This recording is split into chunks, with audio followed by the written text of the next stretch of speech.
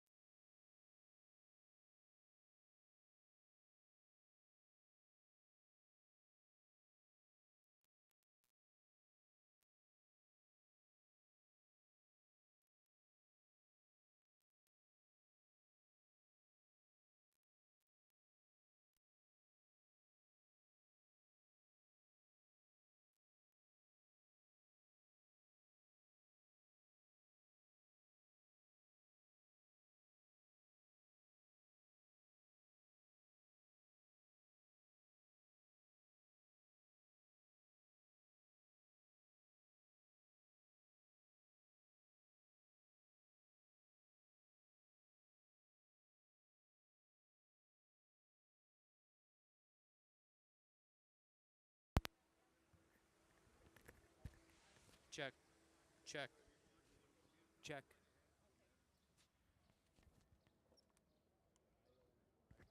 Check, check, check. Check. Check, check, check.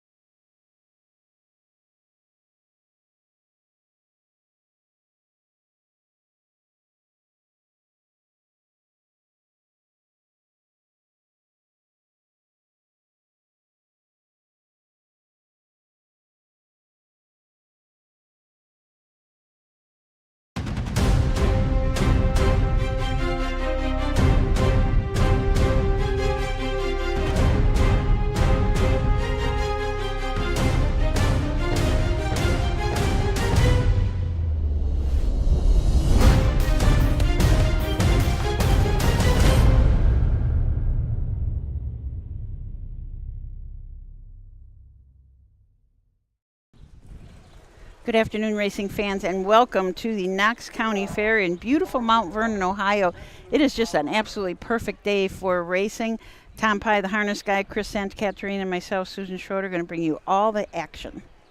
Susan, we have 11 races today. We got 3 divisions of 3-year-old pacing, 3-year-old pacing colts, 3 divisions of 2 to 3-year-old trotting colts, and 2 divisions of 2-year-old trotting colts, and a free-for-all in Hunter Myers Memorial. That's our 11th race today. As Susan said, this is picture-perfect weather. 75 degrees, the sun is out, got a great crowd, and the horses are coming on the track for the first race. How's that for timing, Susan Schroeder? It's kind of perfect. This is such a beautiful fairgrounds also. It's just so, the track is kind of down in the hollow, and the big trees, beautiful woods. It's just picture perfect. Sometimes I forget where I'm going. You know, you get somewhere and say, what does that like again? But as soon as I drove in, I said, oh yeah, this is this is one of the real nice ones. Yeah. This was the I believe Ashley Daly did a piece on the amusement park that was here years ago. Oh, okay. And of course, my short-term and long-term memory are long gone. But I forget. But yeah, it was a very popular amusement park here.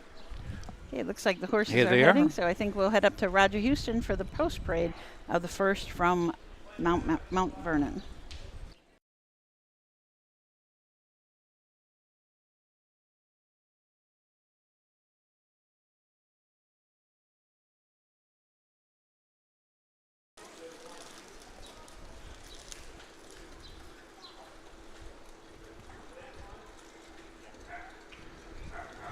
Well, maybe we're not quite ready to post parade yet. We ask that you please stand at this time. Gentlemen, Going to have the national anthem. flag of our national anthem.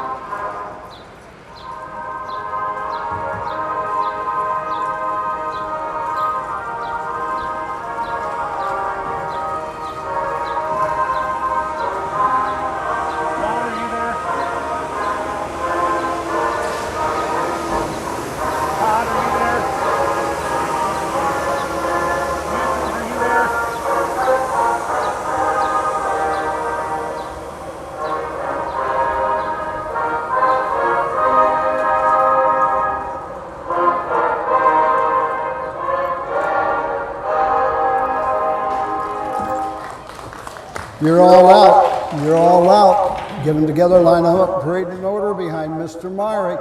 You're all out. And that was a beautiful, scenic Americana. That flag is lifting fully up. Yeah. And the beautiful, nice, warm breeze. That was a good horse at one time, warm breeze. Warm breeze, yes.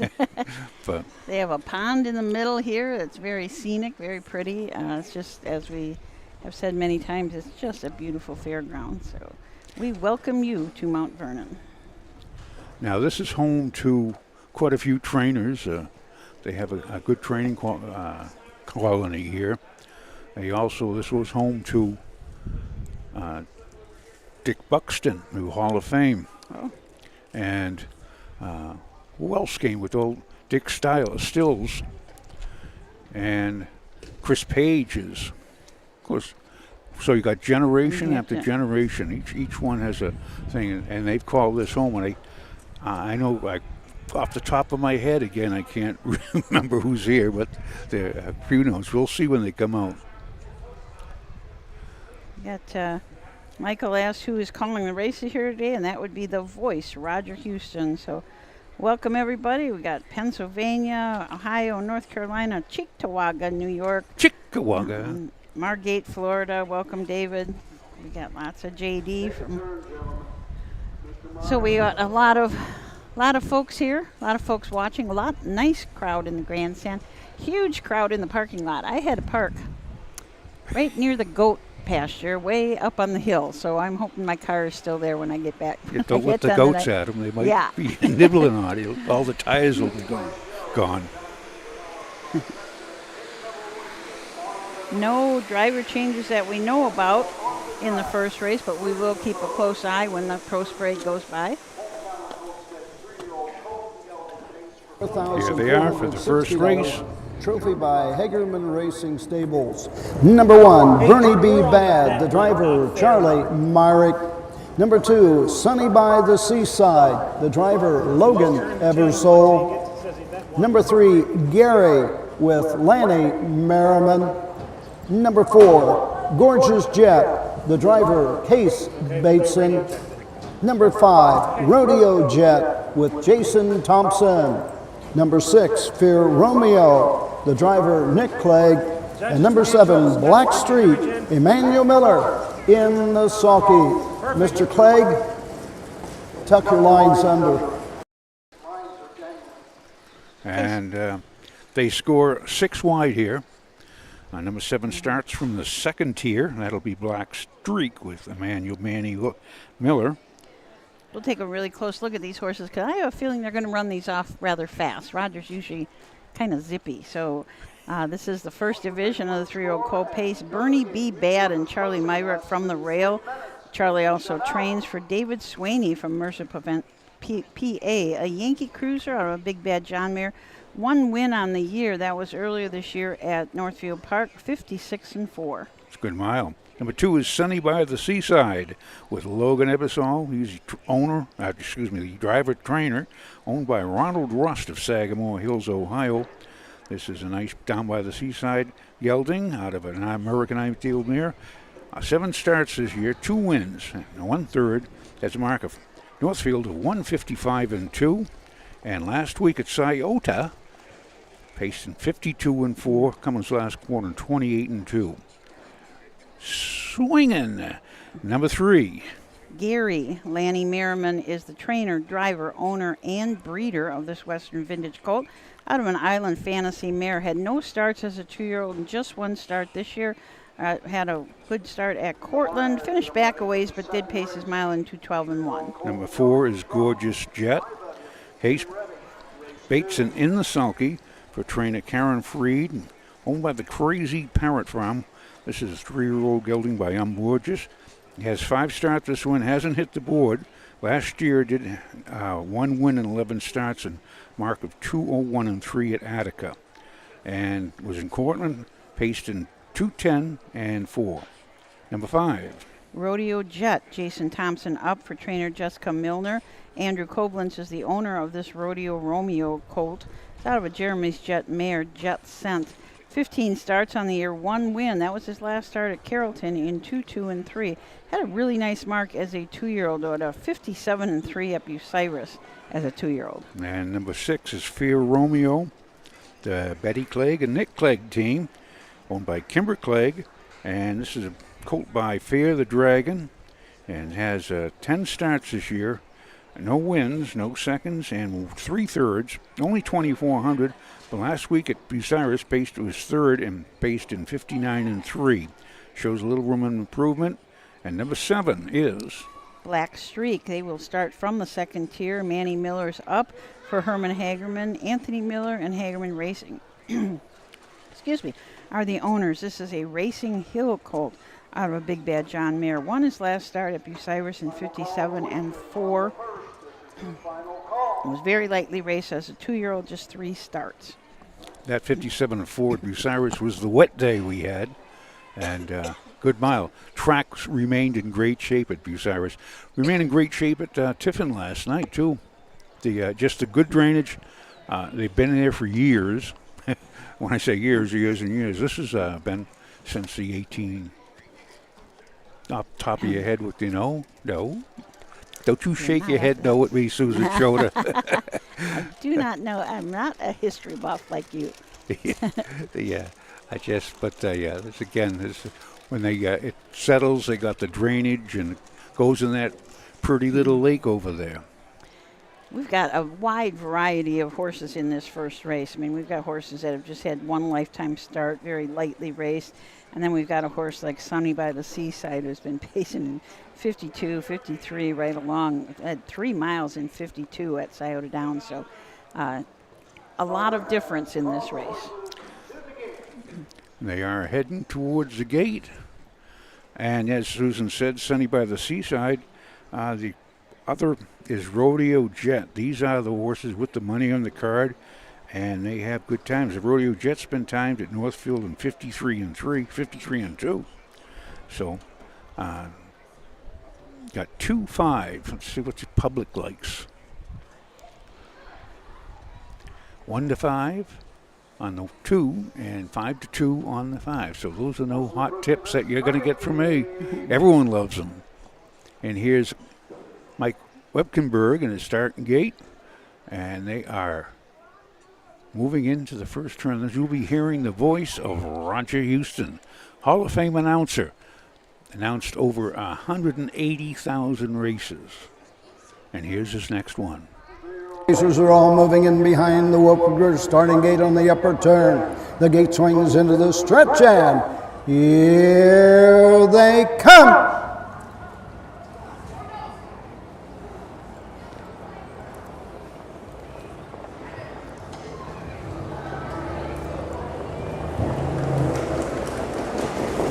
They're off and pacing. Sunny by the Seaside goes for the lead. Bernie B. Bad gets away second.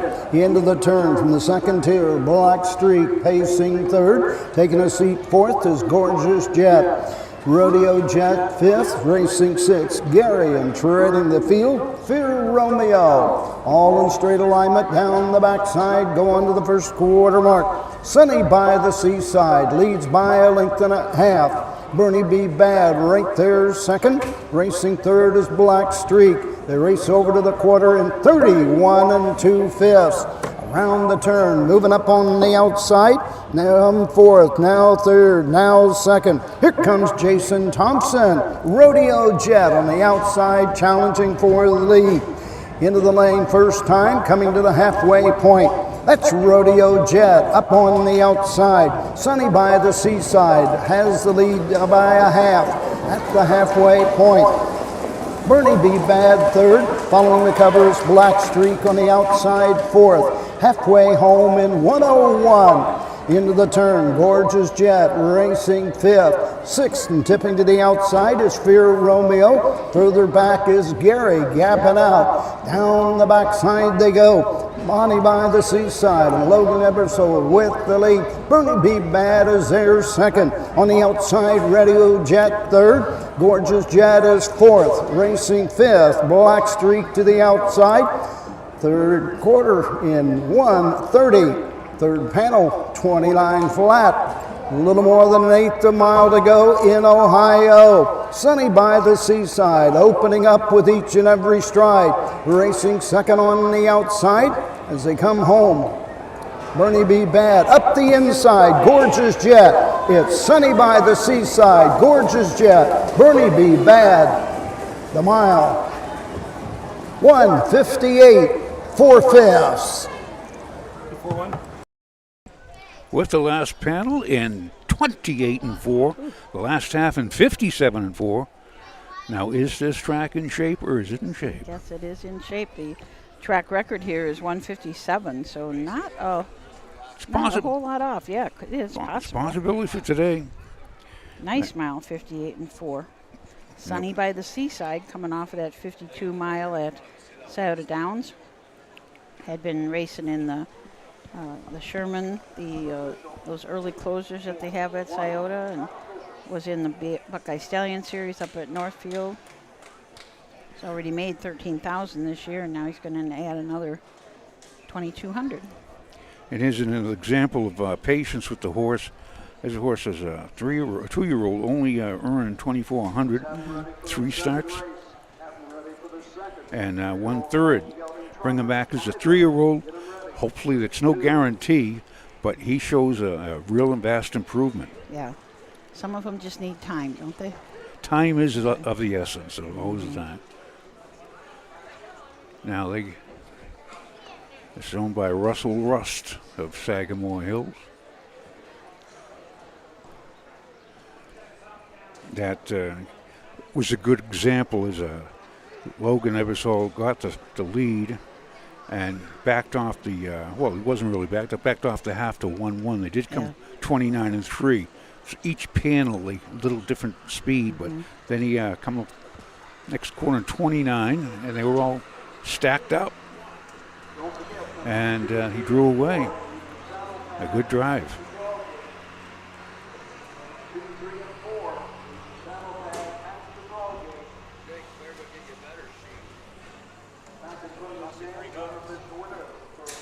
Hometown of Cold Stake, 3-year-old Colton Gelding Pace. Number 2, Sunny by the Seaside. Ronald Rust of Sagamore Hills, Ohio. Logan Ebersol trains and drives. 3-year-old Gelding, but down by the Seaside. Sunny home a winner in 1:58 4/5. Final half 57-4. Final quarter 28-4. Logan Ebersol, Sunny by the Seaside. This trophy presented by Hagerman Racing Stables.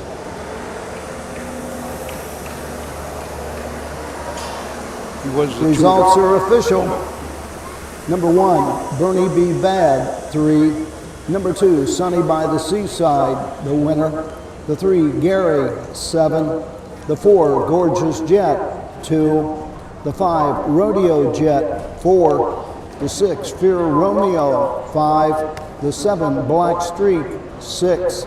Top down, 3-1-7, 2-4-5, 6 on the bottom. The quarter, 31-2.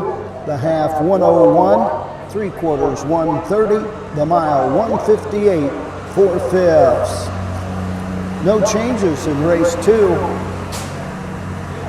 Hometown at Cold Stake, 3-year-old Colton Gelding Trot. 5 of example, them. nice surprises. Was he 1-5 favorite, wins, pays $2.80.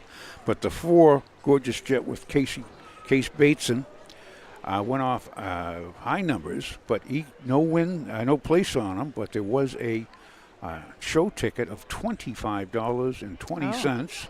Their exacta paid $42 in the trifecta with the 2-5 favorite, $75. And people down there, they're at the windows, they're now looking for the beer tent. That's right. We've got, as we mentioned before, we've got a nice crowd in the grandstand, but if you look down either side of the track, there's quite a few people down there a little bit closer to the windows. Maybe they don't want to walk as far. So. Well, that's it. They're serious bettors. Well, they're not real serious, but they enjoy to place a $2 here. And as again, if you had a $2 show ticket on Case Basin, $25. Yeah. Yep. So that's the first. Great mile, 58-4. Second race coming up is first division of 3-year-old Colton Gelding Trotters. Is 5 in it to win it. And we will go over the field when we come back from these short messages. At Ohio State's Galbraith Equine Center, our veterinary champions are here for your champions 24/7, 365 days a year, providing advanced specialty care for sports horses from all stages and disciplines. Our expert team of boarded surgeons and sports medicine and rehabilitation specialists, together with veterinary cardiologists, internal medicine, and ophthalmologists, make our hospital your best resource for all sports horse performance issues. The Ohio State Veterinary Medical Center's Galbraith Equine Hospital. Call us today at 614-292-6661. When you need supplies for your horse, one name stands out: Big D's. Since 1976, Big D's Tack and Vet Supply has been the equine experts you can trust. Whatever your horse needs is available at Big D's Tack and Vet Supply. Visit the retail outlet in Streetsboro, Ohio, or order online at BigD'sWeb.com. Sign up for text messaging and receive $10 off your order. Big D's Tack and Vet Supply. Midland Acres is proud to stand the prominent stallions, TCI, Long Tom, Ready for Money, Monty Mickey, Summa Cum Laude, and Bit of a Legend. With such great pedigree and speed in the stallion barn, Midland Acres will provide a diverse group of top yearlings in the sale ring for 2025. Visit us this fall at our consignments at the Blooded Horse Sale on August 26th, the Ohio Select Jug Sale on September 12th, and the Lexington Select Sale on September 29th through October 3rd. Let Midland Acres experience in the industry lead you to the winner's circle. Join the fast-paced, exciting world of harness racing. There are hundreds of immediate openings across Ohio for caretakers and grooms. Work with the greatest equine athletes in the country. Standard-bred trainers need your help. Health insurance, vision care, prescription benefits, and a retirement plan are available for those that qualify. For more information on how you can be a part of the exciting world of harness racing, visit OhioHorseJobs.com. That's OhioHorseJobs.com. We are back here at Knox County Fair in beautiful Mount Vernon, Ohio. Can't. This is one of my favorite fairs because of the so scenic. People down here, they're very nice. It's funny, like you can go through Ohio, and the further north you go, the little more cooler they are. It's just funny, it's just how it is. In fact, when I was driving across the country 20 years ago, and I started out in San Diego and stopped in El Paso, in a college town. People were friendly. And I got Dallas, Fort Worth, and I decided I stopped in Nashville. They were friendly. Then I didn't stop until I got New Jersey. And I walked into a fast food restaurant, and the kid looked at me, like down when I left Nashville. They said, well, bye, you have a nice trip. And good luck, goodbye, thank you. When I got into Jersey, the kid looked at me and goes, yeah. But that's just the difference between, the East Coast, city and the country. That's about it, yeah. That is about it. Well, the second race is coming up. It's the first of 3 divisions of the 3-year-old colt trot. It's all colts this morning, isn't it? I believe so, yep. Fillies have to stay up late. Fillies will be in tonight. Ladies of the night, as we go. Yeah. I have a feeling that they're done at Marysville. They just had 6 races today, and they started at 11, so they're probably done. Back at Tiffin tonight. So it's a busy day. We were transporting equipment around this morning. Met in Marysville to switch out a piece of equipment. Then I met Matt in Marion to switch out that equipment, and then came over here. So this is the time of year when we have to be getting equipment around, depending on what the fairgrounds capabilities are. Like at Marysville, they have very strong Wi-Fi, so we're able to use just the Wi-Fi there, and here it's not quite as good, so we had to use a little bit of something else. We're down in this little valley here. Probably, yeah, you're right. But now tomorrow is Marysville. Is it tomorrow's Marysville as well? Yeah. And Tiffin is tonight. Marysville and then Sydney tomorrow. Sydney, that's it. Yep, and then we got Paynesville tomorrow. Paynesville, okay. Starting at noon. That is just one card. Sydney, Tuesday and Wednesday. And then there's a couple of days where we don't have any fairs. Everyone can slack off for a while. Interesting, Sydney, contrary to, if they come, $59. Trophy by MB Racing Stable. Number 1, Just Like Tom, the driver, Darren Harvey. Number 2, Silverton with Drew Neal. Number 3, RB's Can't Touch, Emmanuel Miller. The 4, Del Wynn with Jimmy Smith. And number 5, Let's Go to Paris, Edward Miller in the sulky. Horse will take one score and go to the gate. Mutual windows closing, less than 4 minutes. You have less than 4. Don't be shut out. Wager now. So race number 2, as we said, the first of 3 divisions of the 3-year-old colt and gelding trot. Purse of $44.69. Total purse for the 3-year-old Trotters is $13,407.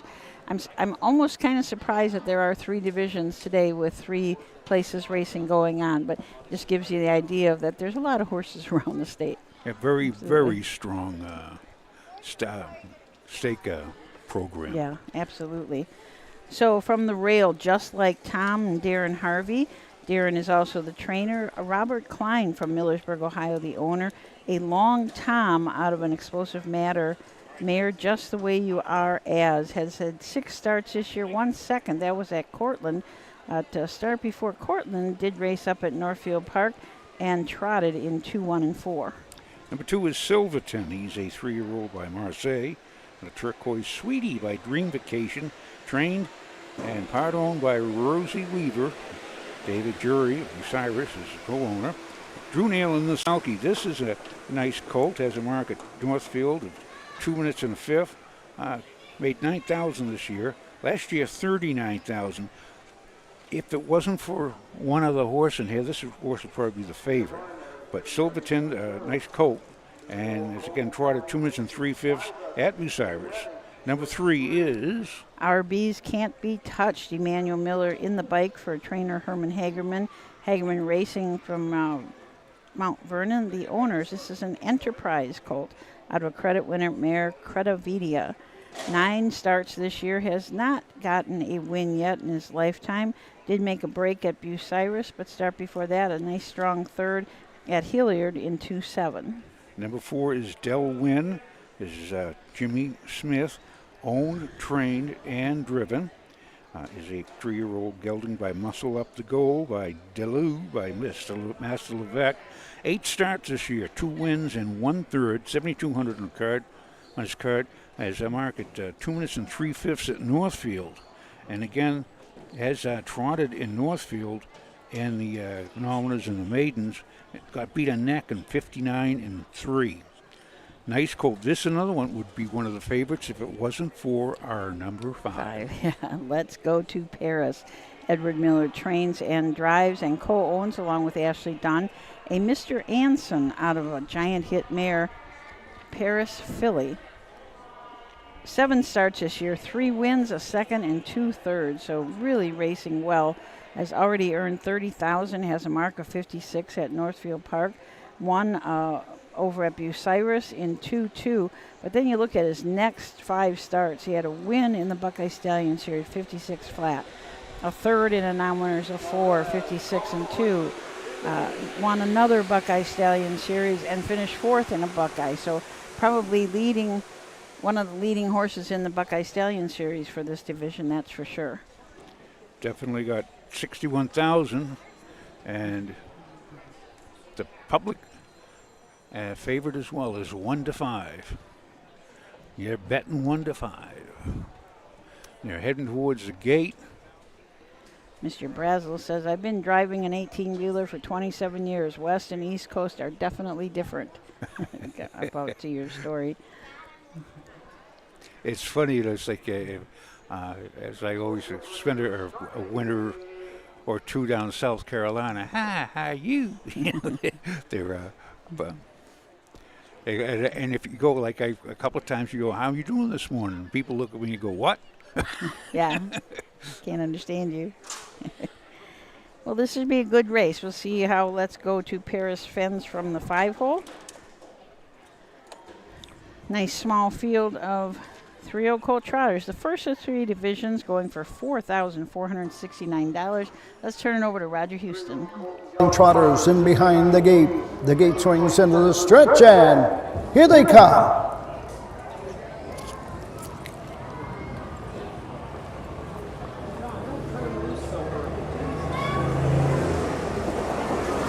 They're off and trotting. That's Silverton going for the lead. Up on the outside, Let's Go to Paris.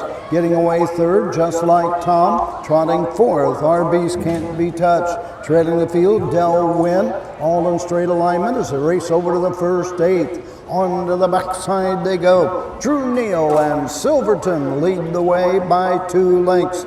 Racing second, Let's Go to Paris. Just Like Tom third. Racing fourth, RB's Can't Be Touched, and the trailer is Del Wynn. Opening quarter in 31 seconds.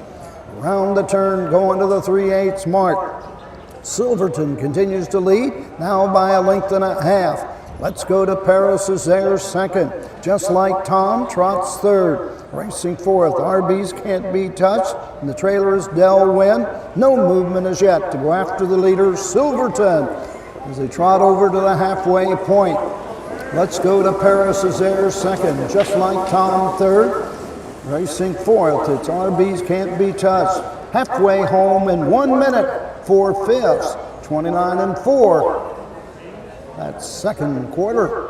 On to the backside they go. Gapping out now, the front two open up. Just Like Tom goes off stride.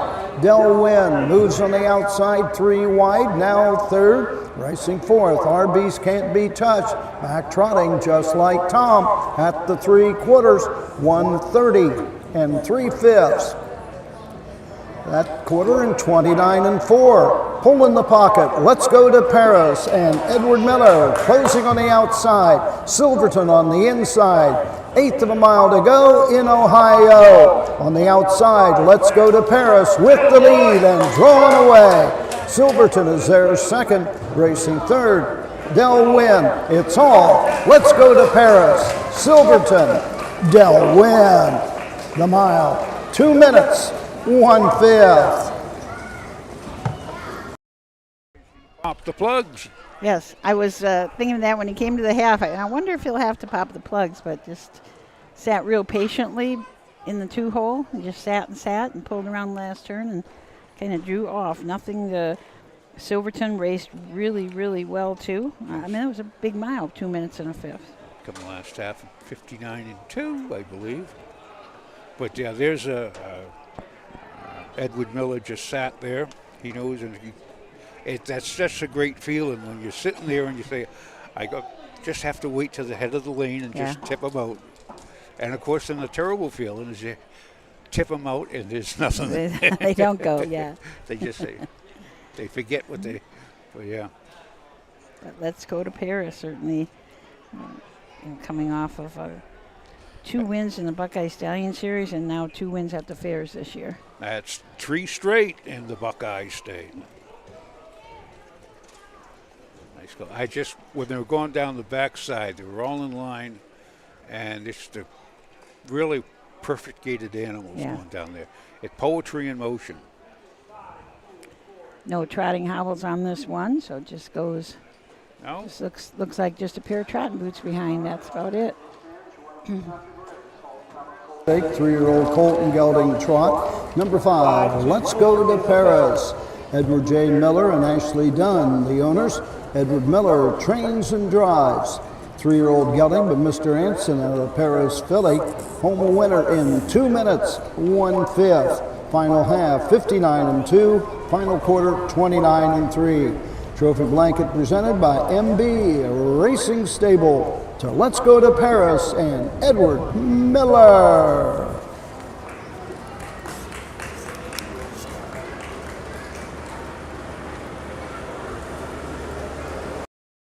Official. Number 1, Just Like Tom, 5. The 2, Silverton, 2. The 3, RB's Can't Be Touched, 4. The 4, Del Wynn, 3. The 5, Let's Go to Paris, the winner. Top down, 5, 2, 4, 3, 1 on the bottom. The quarter, 31. The half, 1 minute, 4/5. 3/4, 1:30 3/5. The mile, 2 minutes and a 1/5. In the third race, number 1, Working Up a Lather. Make the driver Harvey Hirschberger. Harvey Hirschberger drives the 1, Working Up a Lather. Bring them right. You know, we were just talking about the trotting hobbles, but years ago, before they made the trotting hobbles, they're like just 2 loops that go around a wheel and touch the bottom of the harness. So and that just steadies them. But years ago, before they had that, they used to take a regular pacing hobble, and they used to put it diagonally across under their belly. And that wasn't too cool. Too good, That was kind of dangerous. But yeah, the equipment improves everything. and hopefully I'll improve with age too. But we shall return to Knox County Fair for the third race. This is the first division of the 2-year-old colts and geldings. We have 2 divisions here. There's 5 in it to win it, and we shall return after these messages. Dublin Valley Farms, home of Volstead's sire of 2024 Ohio Horse of the Year, Sugar Instead. Also standing at Dublin Valley Farms, Slay, a promising young son of Chapter 7 and Coach K Hanover by world record holder Walner. Looking for your next winner? Dublin Valley Farms and our clients are offering an exciting lineup of yearlings with current and fashionable pedigrees. Available at public auctions this year. Backed by a team that cares, Dublin Valley Farms, Fredericksburg, Ohio. History, tradition. For over 100 years, 2- and 3-year-old trotters and pacers have started their careers on the tracks of the Home Talent Colt Stakes. See the future stars of Ohio harness racing at one of the Home Talent's 15 tracks. The stars of tomorrow are racing at a track near you today. The Home Talent Colt Stakes. You can't win them if you aren't in them. Make summer memories this year at the Ohio County Fairs. The Ohio Harness Horsemen's Association will be live streaming every race this year, and we want you to be there. Be a part of the excitement with the 2025 Ohio County Fair Racing Passport. Stop by the OHHA broadcast location in the grandstand to pick up your passport and stamp. Get stamps at every fair you attend. Prizes will be awarded to those that attend the most racing programs. Get your passport at the first fair you attend or call the OHHA office at 614-221-3650. Harness Racing, the fastest ride at the fair.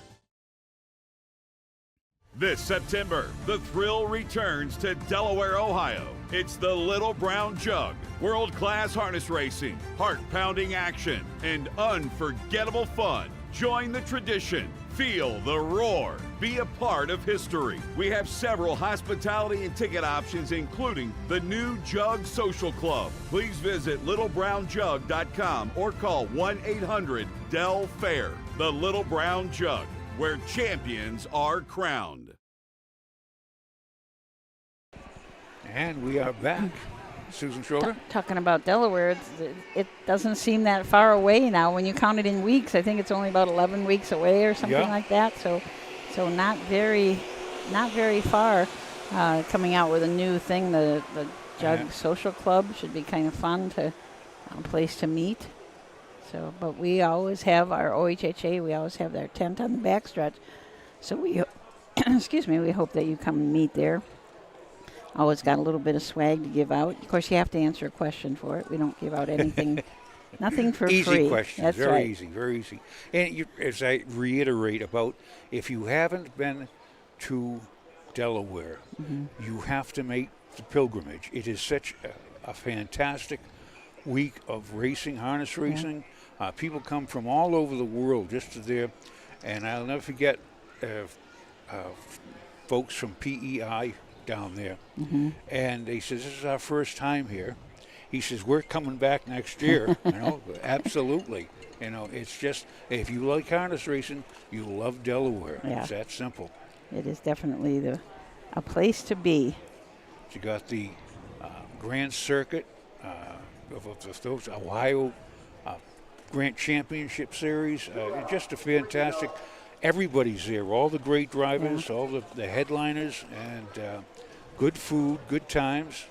And you can get up close to the horses. I mean, you are allowed certain times. You're allowed in the jug barn and the jugette barns. You can go and see those horses that are racing. You might not be able to touch them, but you will be able to be within 3 or 4 feet of them. And I think that's always the greatest thing about all these fairs is that you can go back to the barn and see these horses. Pretty cool. They had one time when they had Neville Pride, who was the world champion trotter back in the 60s, and he was not a nice animal. He was kind of, in fact, his caretaker, Andy Murphy, lost a finger because he nipped, and he was just one of those nippers that you had to keep an eye on. And Hans Nielsen rubbed him as a 4-year-old. He says, yeah, you have to keep an eye on the Pride, he'd say. He was from Sweden. But they had him, one place and they put up a barricade to keep people away from him. And Stanley Dancer says, take down that barricade. People come to see the horse. We'll just tell Uh-huh. them, keep an eye, don't get too close. Yeah. And but that people want to see the horses. That's what they come to the races for. Yeah, absolutely. And that's why all the county fairs that we have in Ohio are so special, because you can get up close. We've got not only horses in barns here, but we've got horses tied up to trailers under those nice big trees in the backstretch. So a lot of the, especially the Cleggs, the Vans, and the Weavers, they tend to race out of their trailers. They got so many horses, it's just easier for them. I think they've got a system going to just race out of the they trailer. just run out there. But the Cleggs, the Vans, and Weavers, that sounds like somebody you'd hear at the old Grand Ole Opry. Could be. But they do a great job. I mean, they do 10 horses. They have a 10-horse fan. And when you have that many, you have to have a system. Yeah. Everyone knows what they're doing. You just can't stand there and look around. You've got to. No, Susan That's Schroeder, for this sure. is. The 4 out of the 5 are out. We do have one driver change in this race, working up a lather. The one horse will be driven by Harvey Hirschberger. We've talked about Harvey a little bit because he's been catch driving some of these horses for, I think he probably works for Nick and Betty. So he's getting a chance to drive, which is kind of nice. Nice for a kid. And looking at these, there are 4. One is a homebred. Herman Hageman's homebred, Gypsy's brother. But 4 of them, they're from the Ohio Select sale. And the one, $5,000. Buckeye Classic is a 2 is $4,000. The Western Encore from the Blooded Horse sale is $6,500. And then I Am the Sea with a 5. Ohio Select for $7,000, which is not an expensive price. I mean, Right. would you look at some of the things that go for $65,000, $75,000? But here they are. They're enjoying, and this is what I won't call this is an easier field. This is. And it's kind of neat because they're all in that same price range. Yeah.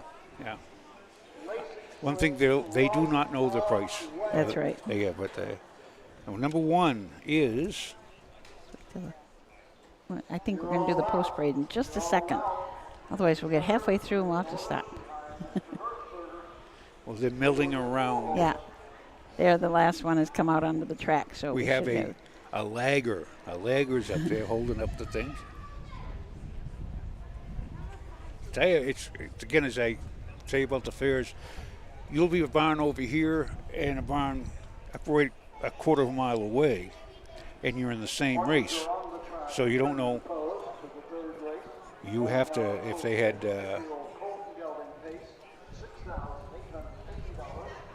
Here they are. 3rd race. These are the horses. Number 1, Working Up the Lather, Harvey Hirschberger. Number 2, Bob Ross Has Spoken, Eamon Hirschberger. The 3, Western Encore, Drew Neal. The 4, Gypsy's brother, Emmanuel Miller. And number 5, I Am the Sea, Nick Clegg in the sulky. Horse will take 1 score and go to the gate. Mutual windows closing. 4 minutes. Win, place, show. Perfecta, Quinella, trifecta wagering on the 3rd. Don't be shut out. Wager now. Okay, let's take a closer look at the horses in this 3rd race. Working Up a Lather, make the driver Harvey Hirschberger. For trainer Betty Clegg, owner Kimber Clegg. A lather up, of course. Out of a Some Beach Somewhere mare, Beach Work, has had 8 starts on the year, 1 win. That was at Cortland in 2-4-1. Last start out at Bucyrus, this horse paced in 59 flat, and 3 starts back at Northfield in an Ohio Sire Stakes, paced in 56-3. Came home 27-4. Ooh. Number 2 is Bob Ross Has Spoken. Trained, driven, and owned by Eamon Hirschberger. This is a 2-year-old colt by Well Said out of Color My World by Blissful Hall. This is a colt's 2nd start. His 1st start was at Hilliard, and he paced in 2:10. And always room for improvement. 2nd start coming up. Number 3 is Western Encore. Drew Neal drives for Rosie Weaver. Rosie also cones this horse along with Heartland Acres. A well-said colt out of a Cambus mare, Felicity Cam. 4 starts on the year, has not hit the board yet, but has been knocking right there with 2 fourths and a 5th. Did pace in 2 4 and 1 at Carrollton and 2 6 and 2 at Cortland. Number 4 is Gypsy's Brother. This is Herman Hageman, owned, trained, and bred, and driven by Manny Miller. This is a 2-year-old Ridgeling by Racing Hill, and out of Blue Ridge, Adalia out of Badlands, Hanover. This is his 2nd start. Has been racing Scioto and Northfield. He has paced good miles down there, down at Scioto, 56 and 4, and coming last quarter 29 and 1. And last week at Northfield in a Ohio Sire Stakes, 2-year-old colt pace, going for 50,000. He was 7th, and he paced in 59. This is nice quality. Might be the surprise of the race. But number 5, it looks like should be the best. I Am the Sea. Nick Clegg drives, Betty Clegg trains, Kimber Clegg owns. This is a Down by the Seaside out of a Rocket Image mare, Sassy Q. 9 starts on the year, 4 wins. 1 at Carrollton in 2-4. Finished 2nd at Bucyrus, just back by a length and 3/4 in 58 and 2, and came home in 28 and 1. This horse's pace last 3 starts, 28, 28 and 1, 28 and 4, but 5 starts back. In the Next Generation, pace a mile in 153 flat, came home in 27 and 2. Didn't get a check. Isn't that sad? Your 2-year-old went 53 and didn't even get a check. But that's the way that the racing is now. They're so fast. They're so fast right away. Yeah, and they would mention in an article somewhere how fast they're faster. They're even going faster nowadays. And when you think you got 2-year-olds going in 49 and they're going to go faster, it's unbelievable. Yeah, it is. But they are moving behind the gate. They will go a good mile here. We won't see any. Well, they can. Number 5 is currently 4-5. The 4 is 5-2. I thought I had a overlay with the 4, but no, everyone else can see what I see. Here's Mike Webkenberg, the starting gate, moving at the top of the head lane, and here is Roger Houston for the call of the 3rd from Knox County Gate Fair. swings into the stretch, and here they come.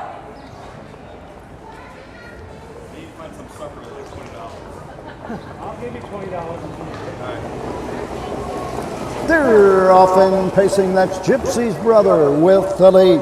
I Am the Sea up on the outside 2nd, working up a lather, gets away 3rd. 4th on the outside, Western Encore, and treading the field, Bob Ross has spoken. On to the backside in the 1st quarter mark. It's Gypsy's Brother on top of the field by 2.5. I Am the Sea racing 2nd, closing the gap. Working up a lather 3rd, racing 4th, Western Encore, and trading the field as they race over to the 1st quarter in 30 and 1/5. Midway around the turn, going to the 3/8 mark. Trading the field, Bob Ross has spoken. Into the lane, first time, coming to the halfway point. On top of the field by 2.5. Gypsy's Brother, I Am the Sea, pacing 2nd. 3rd is working up a lather. Into the turn, Western Encore, 4th in the trailer. Bob Ross has spoken. Straight alignment around the turn, halfway home, 59 and 3, 29 and 2. 2nd panel. To the backside they go. Gypsy's Brother, the leader. Here comes Nick Clegg, I Am the Sea. Now 2nd and challenging for the lead. 6 ahead in front at the 3/4 mark. Working up a lather, racing 3rd. Western Encore 4th, and Bob Ross has spoken, the trailer. 3/4, 1:30. Midway around the final turn, I Am the Sea has the lead by 2.25. Gypsy's Brother is there 2nd, less than an 8 to pace. On top of the field, coming home, it's all I Am the Sea and Nick Clegg Battles for second and third. I Am the Sea. Working up a lather. Gypsy's Brother. The mile. 2 minutes, 2/5. Shake a leg. It's Dick and Betty Clegg. They've finished one first and second with it's a 5-1 for fun exacta. Working up a lather. It's surprising. He shows. They're the two horses I had highlighted in the race, but I thought Gypsy's Brother, who was third, for you show betters. Good mile. They come in the last quarter in 30-2 and had to do what he had to do. Gypsy's Brother, that's his first time on a fair track, so maybe he was just having to adjust to the fair track a little bit. He had been racing well in those qualifiers and as we said in the Ohio Sire Stakes. But I Am the Sea, 5th win of the year, so half his starts have been wins. 10 starts, 5 wins, and 3/3. Racing very well, and not just limited to the county fairs either. Has been racing, as we said, they took the chance on him in the Next Generation, and he did finish 8th, only back by 5.5 lengths. I mean, raced really well in that Next Generation. He just went over the $20,000 mark for the year, which is nice with 10 starts. Yeah. Very nice. Really nice. So, and that's racing, basically racing the fairs. Yeah. Race, hometown of Colt Stake, to Colt and Gelding pace. Number 5, I Am the Sea. Kimber Clegg, the owner. Betty Clegg, the trainer. Nick Clegg, in the sulky. 2-year-old Gelding, but down with the seaside is Sassy Q. Home a winner in 2 minutes, 2/5. Final half, 1 minute and 4. Final quarter, 30 2/5. Trophy in this race presented by Smith Hessler Meats, Wayne, and Jim. The membership comes back to The Clegg group coming down for the winner's circle. They come down from the hill, they did. Yes. and then distributed to each individual fair. The reason I say that, It never gets old for Betty Clegg. She is in every winner's circle. She loves this, loves these horses, always wants to be there. Always smiling, always happy. Yes. 2-year-old But Colt Susan, and as Gelding they trotters, said, 7 of you. Let's If you have and I them made ready. $1 million last year, we'd be smiling happy all the time too. She had a fantastic year last year, Yeah. and doing great again in 2025. I Am the Sea wants to let one fly though. Okay, we'll get the rundown from Roger. The 2, Bob Ross Has Spoken. 5, the 3, Western Encore. 4, the 4, Gypsy's Brother. 3, the 5, I Am the Sea, the winner. Top down, 2, 5, 4, 3, 1 on the bottom. The quarter, 30-1. The half, 59-3. 3 quarters, 130. The mile, 2 minutes, 2/5. No changes. Race 4. 2-year-old Colt and Gelding trotters. 7 of you. Bring them on. Race 4. Got some nice big fields today too. It kind of makes it a little bit more exciting. There 7 in the race. That's kind of nice. And again, 7 starts from the second tier. And remember, this is the 4th race. These are the Hometown Colt Stakes. 2-year-old Colts and Geldings, their first division. We will go over them when we return from these few short messages.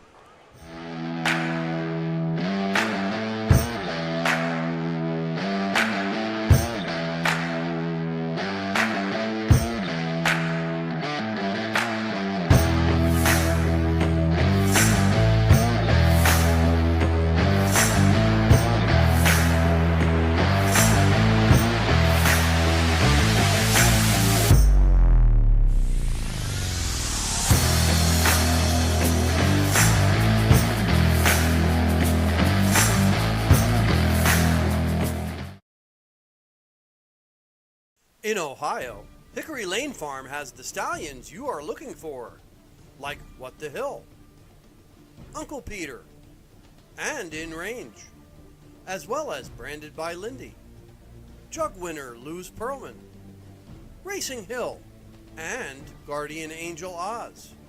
Hickory Lane will offer a host of Ohio sired yearlings this fall, including 6 by In Range, 5 by Uncle Peter, 4 by Guardian Angel Oz, and 1 by What the Hill. Find out more at hickorylanefarm.com.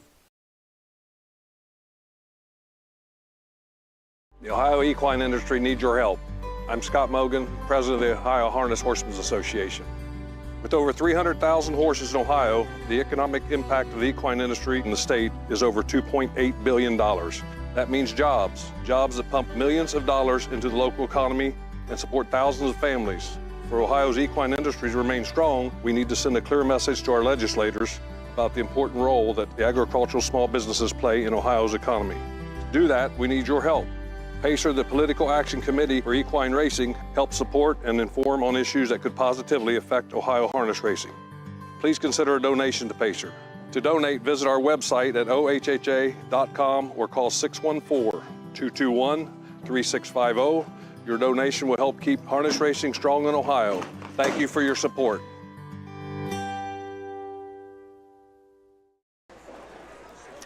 Okay, back back here at the Knox County Fair, Mount Vernon, Ohio. A very important message that you just heard from our president, Scott Mogan. If anybody is so inclined, just, send $5 in. Send $10 in, whatever you want to send in. Any support. All those monies together makes a big impression on our legislators, and we need to keep our message in front of them. I just had a guy come up for a passport sticker, and Mount Vernon is now on the next page, so it looked pretty blank. I turned his other page over, and wow, there were a lot of stickers. So this particular guy's been to a lot of fairs, and it's always so nice to see. And we were at Tiffin last night. One gentleman's going to make it here, Marysville, here, and then up to Tiffin tonight. Wow! And the two top leaders, they might have been from last year too. They were comparing notes, were they? Trying to outfox each other. But yeah, and it's a great prize. As I said about the hospitality tent. Don't you touch me. I'm just touching the microphone. That's it. But the hospitality tent is like you're just it's a great meal, great location, great crowd.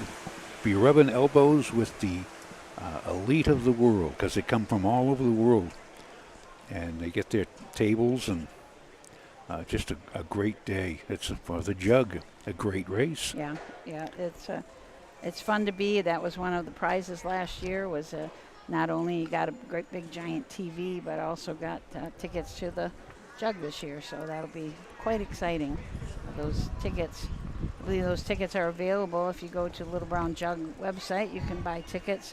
You buy tickets for all of the different areas. Not only, I think it'd be what I think could be the ideal thing for somebody that's coming is one day go here, one day go there. Don't go to the same place every day. Absolutely. Because there's so many more experiences that you can have, and definitely sit in the grandstand one day. When I started going there, I had never been there till I moved here. And we do the broadcast, of course, from the infield. But one day I just went up, I took a little break, and I went up and sat in amongst of everybody up in the grandstand, and it's just thrilling. It's packed. You're in between 40 and 50,000 people on that day. And I mean, the town everything shuts down. It's Jug Day, Jug Week. They have parades, horse parades. It's just, I was first to Delaware, Ohio in 1977.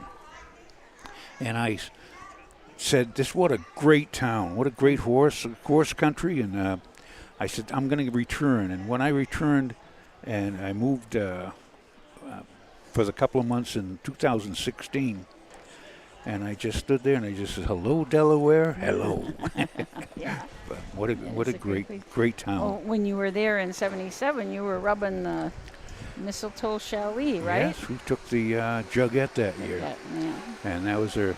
The races she won 38 lifetime starts out of 65. Wow. But that was the pinnacle of her career when she won the jug in straight heats. And Roger Houston, of course, you don't remember it because of about 180,000 things, but I remember it when he says the first heat, and he says, return now the winner's circle, 3-year-old bay filly by most happy fella, Mistletoe Chalet, winning in a national seasons record of 158-3. Mistletoe Chalet parked every step of that mile. Oh, wow. And it was pretty good, Roger. If Roger was there, he'd say, shut up. But yeah, it's a high point of career. And it's, again, anybody who wins, in the horse business, they say, I want to be the winner's circle for Jug Week. Yeah. And even when the people say, I just like to race there for Jug Week. Yeah. Yep. One guy says, I don't have to win, I just want to race there. But fantastic. Well, just even to warm up a horse on that track is it's pretty thrilling. Yeah. It is. And in front of 50,000 people, it's like, wow. Right? And in the backstretch, Governor Skipper won the jug that year. And we were on Doc Todd's barn. And they had all the chairs just 5 deep, 6 deep. Now, of course, you know how it is. But people standing on bales of straw trying to see the thing. And I just turned on the radio. I had to listen to the broadcast of the radio on the jug. And Governor Skipper won it. And Scotty Norris rubbed him that year. John Chapman drove him. But I'll tell you, you don't forget those things. Yeah. Absolutely. Governor Skipper takes command. Watch out, Roger. I'm practicing my Roger Houston. Can't do it. I don't have the power, right? But we sure got. I just noticed that there's another big tree on. Everybody's kind of got their chairs under these big trees on the backstretch. Nice, beautiful nice area. Shade. Yeah, nice shade nice with this shade. wind, this breeze that's coming. It's just a perfect day here at Mount Vernon. Very pretty. This is the 4th. We want to go. Let's take it. There's only 7 in it. 7 in it to win it. Yeah. Well. But before they come out, are they coming out there? Yep, they're coming. There they are. They're about ready to. We got 5 out on the track. Waiting. Oh, 6. No, we got all of them out on the track, so they're just going to gather up. And another high point of my career when I was at Varian. And I have to laugh about it. I was in the back. It was dark. You didn't see anything. And I was by myself. Of course, there's other horses, but there was nobody in my race. And I did hear, Tom Pye, please bring Roman Nose out to the racetrack. And that's all you have to have. I scurried, but I was putting on the tongue tie, and I couldn't. Yeah, but it's fun. And it's a great business. Yeah, absolutely. So here is the post parade for race number 4. 2-year-old Colton Gelding Trot, purse of $6,954. Trophy presented in memory of John Redshaw. Number 1, 314, the driver Nick Clegg. Number 2, CS Go Tom, Darren Harvey. The 3, Dublin's Felix with Emmanuel Miller. The 4, Kelco, David Morgan. The 5, Strike Storm with Eric Miller. Number 6, Short Range with Charlie Myrick.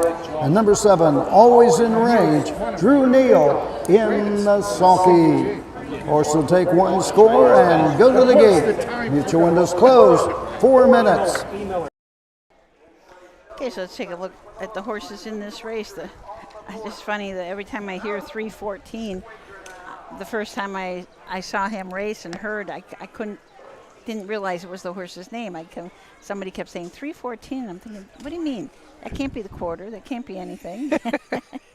So 314 and Nick Clegg from the rail for Betty and Kimber Clegg, and Uncle Peter Colt out of a Muscle Hill mare. 7 starts on the year. Has not hit the winner's circle yet, but does have a pair of seconds and a third. Won a qualifier at Northfield in 2, 7, and 4 in the slop. Number 2 is CS Gotham. CSGO Tom. There we go. That's trained, part owner, and driven by Darren Harvey, and owned by Jamie Marie Jenkins of Canton, Ohio. This is a 2-year-old colt by Long Tom, my Ms. Friendly by Superstar Sabre. 1 win last week. That was at Carrollton. 212. That was his second lifetime start. Winners then. Got 2 starts this year. And looks like they're improving a little. It stays flat. And got 3,700 in his card this year. Number 3 is Dublin's Felix and Emmanuel Miller. Herman Hagerman trains and co-owns, along with Ronald Burks from Cypress, Texas. An enterprise out of a Muscle Hill mare, Foxcatcher. It's had 2 starts. It did unfortunately make breaks at the start of the mile, so I think we'll see how Emmanuel Miller gets his horse off the gate. Yes. Number 4 is Kelco. David G. Morgan trains and drives. Stanley Bowman is the owner of Hopewell, Ohio. This is a 2-year-old colt by Team 6 out of Oh So So by Jailhouse Jesse. 1 start, finished 3rd, trotted in 2:15 at Wellston. Made it with the break. So this is a horse's 2nd start. First start, got the first start under. We're going to get flat to the first start. And he's 1 flat mile. Number 5. Strike Storm. Eric Miller drives. Dee Houghton trains. Deidre Houghton and Mark Walker are the owners. This is a Stormin' Norman out of a Striking Sabre mare. Just 1 start on the year. Did have a qualifier at Northfield Park. Made a break at the start of the mile and did make a break in the start at Bucyrus too. So another one that will need to stay flat. Yes. Number 6 is Short Range. This is Charlie Merrick, trained and owned and driven. And Short Range has 2 starts, 1 win, 1 second. Mark at Cortland at 2:11. Trotted the last one at Carrollton at 2:12. So this horse stays flat and is improving. And number 7. Always in Range. We'll start from the 2nd tier for Rosie Weaver and Heartland Acres. Drew Neal has the lines. A In Range out of a Lucky Chucky mare, Teacher Pat, has been struggling as of late, making breaks a lot. Did have a really good start. I mean, won his first start at Paulding in 2:12, then had a nice qualifier in 2:2, but then started making breaks. So we'll see what Always in Range does from the 2nd tier. Another thing that's so great about this sport compared to other sports is we have David Morgan, who is 73 in the 4-hole, and Eric Miller right next to him, who is just 20.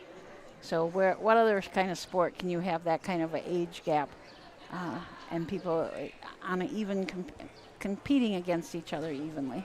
Billiards. Is that it? Poker. Bowling. All right, you guys. guys. But the action is here. This is actually be right there. Fastest ride at the fair. Okay, let's turn it over to Roger Houston. Here they come.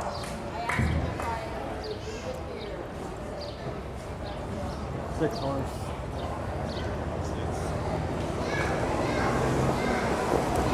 They're off and trotting. CSGO Tom for the lead. 3:14 on the inside second. Getting away third is Kelco. Off stride, CSGO Tom. That leaves 3:14 on top of the field by 2 lengths. Second is Kelco. To the backside, Dublin's Felix third. Down the backside they go. Racing up 4th is Strike Storm. Now 3rd. Racing 5th, Always in Range. Racing 6th, back trotting. CSGO Tom, and treading the field, Short Range. Field over to the quarter in 34 seconds. Into the turn they go. 3:14 leads away by a length and 3/4. Up on the outside with every stride. Now 2nd is Strike Storm, challenging for the lead. Racing 3rd is Kelco. Into the lane first time, coming to the halfway point. 4th on the outside with cover as they race over to the halfway station. It's Always in Range. Racing up 5th is CSGO Tom. 6th on the inside, Dublin's Felix, the trailer off stride. Short Range. Halfway home, 1:07. 3 in, 3 out. Around the turn, going to the 5/8 station. 3:14 continues to lead by a big neck. Racing second on the outside, Strike Storm. Racing third, Kelko. Fourth is Always in Range. Down the backside, Short Range now fifth. Racing sixth, Off Stride as the race over to the 3/4 mark. 3/4 in 1:38, 3/5. Midway around the final turn, on top of the field and showing the way. It is Strike Storm. Eric Miller closing on the outside with each and every stride. An eighth of a mile to go in Ohio. Kelko closing with every stride, sticks ahead in front. Inside, Strike Storm. Coming to the wire, it's all Kelko. Strike Storm, 3:14. The mile, 2:08, 4/5. 4-5-1. And Kelko, there's the finished third, 2:15 last week, and said, how do you do? Big improvement, absolutely. It's just a $3,500 purchase for Kelko at the Blooded Horse sale, so looking good right now. Strike Storm, who had made breaks early in his last two starts, raced really well, finishing second. Yeah, last half in 1:01 and 4. So D. Houghton's Strike Storm stayed flat. This is what you want as you start rounding up. Now you're coming into August. Right. So again,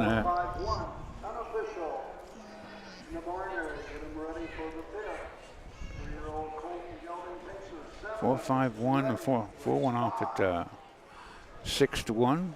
The 5 was 6-1. Will we have a $30 exacta? We can only hope. And two green 2-year-olds making breaks in that year of 77, way back when. Green Speed was a 2-year-old colt, and Billy Houghton had him. Billy Houghton drove him at Goshen that year, his first start, and that was early stakes there. That was a lot of horses' first starts. He made 3 breaks in the mile. Oh, wow. And he break a break, come back, make a break, come back, and he still finished third.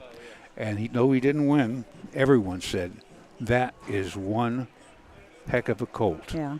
And of course, he went on to be the 3-year-old trotter of the year. I believe he was the horse of the year that year, too, as a 3-year-old. But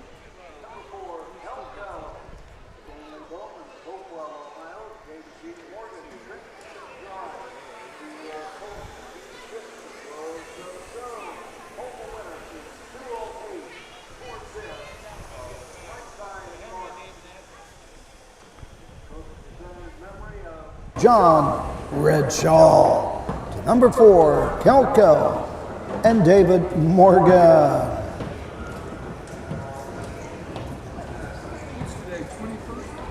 Yep. now I'm going to keep on calling him Kelko.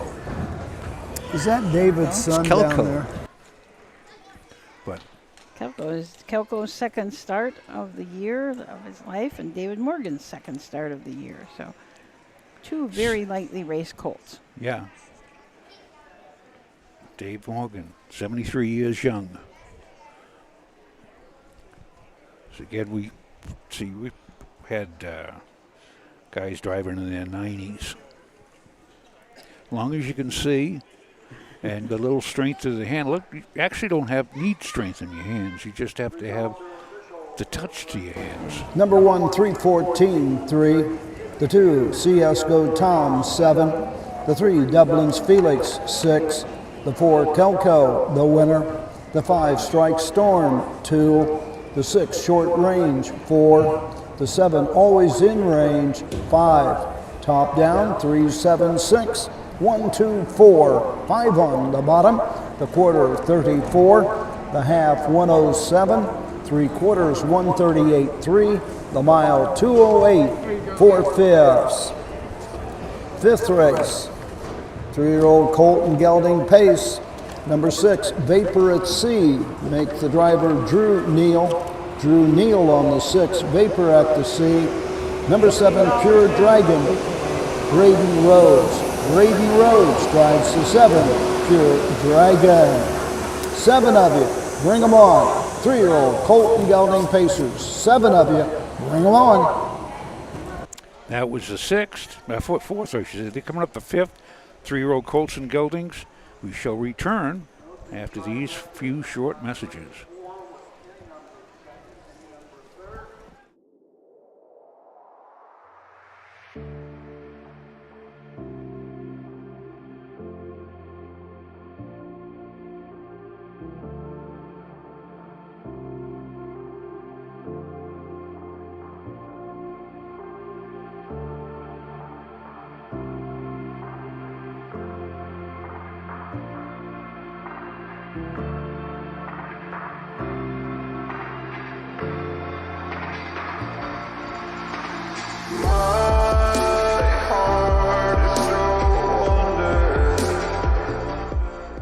At Ohio State's Galbraith Equine Center, our veterinary champions are here for your champions 24/7, 365 days a year, providing advanced specialty care for sports horses from all stages and disciplines. Our expert team of boarded surgeons and sports medicine and rehabilitation specialists, together with veterinary cardiologists, internal medicine, and ophthalmologists, make our hospital your best resource for all sports horse performance issues. The Ohio State Veterinary Medical Center's Galbraith Equine Hospital. Call us today at 614-292-6661. Own a little and love it a lot. TheStable.ca is an award-winning fractional ownership operation. Buy as little as 1% of a racehorse and experience 100% of the thrill. TheStable.ca makes ownership easy, accessible, and affordable. Communication and customer service are at the heart of everything we do. Get started at TheStable.ca.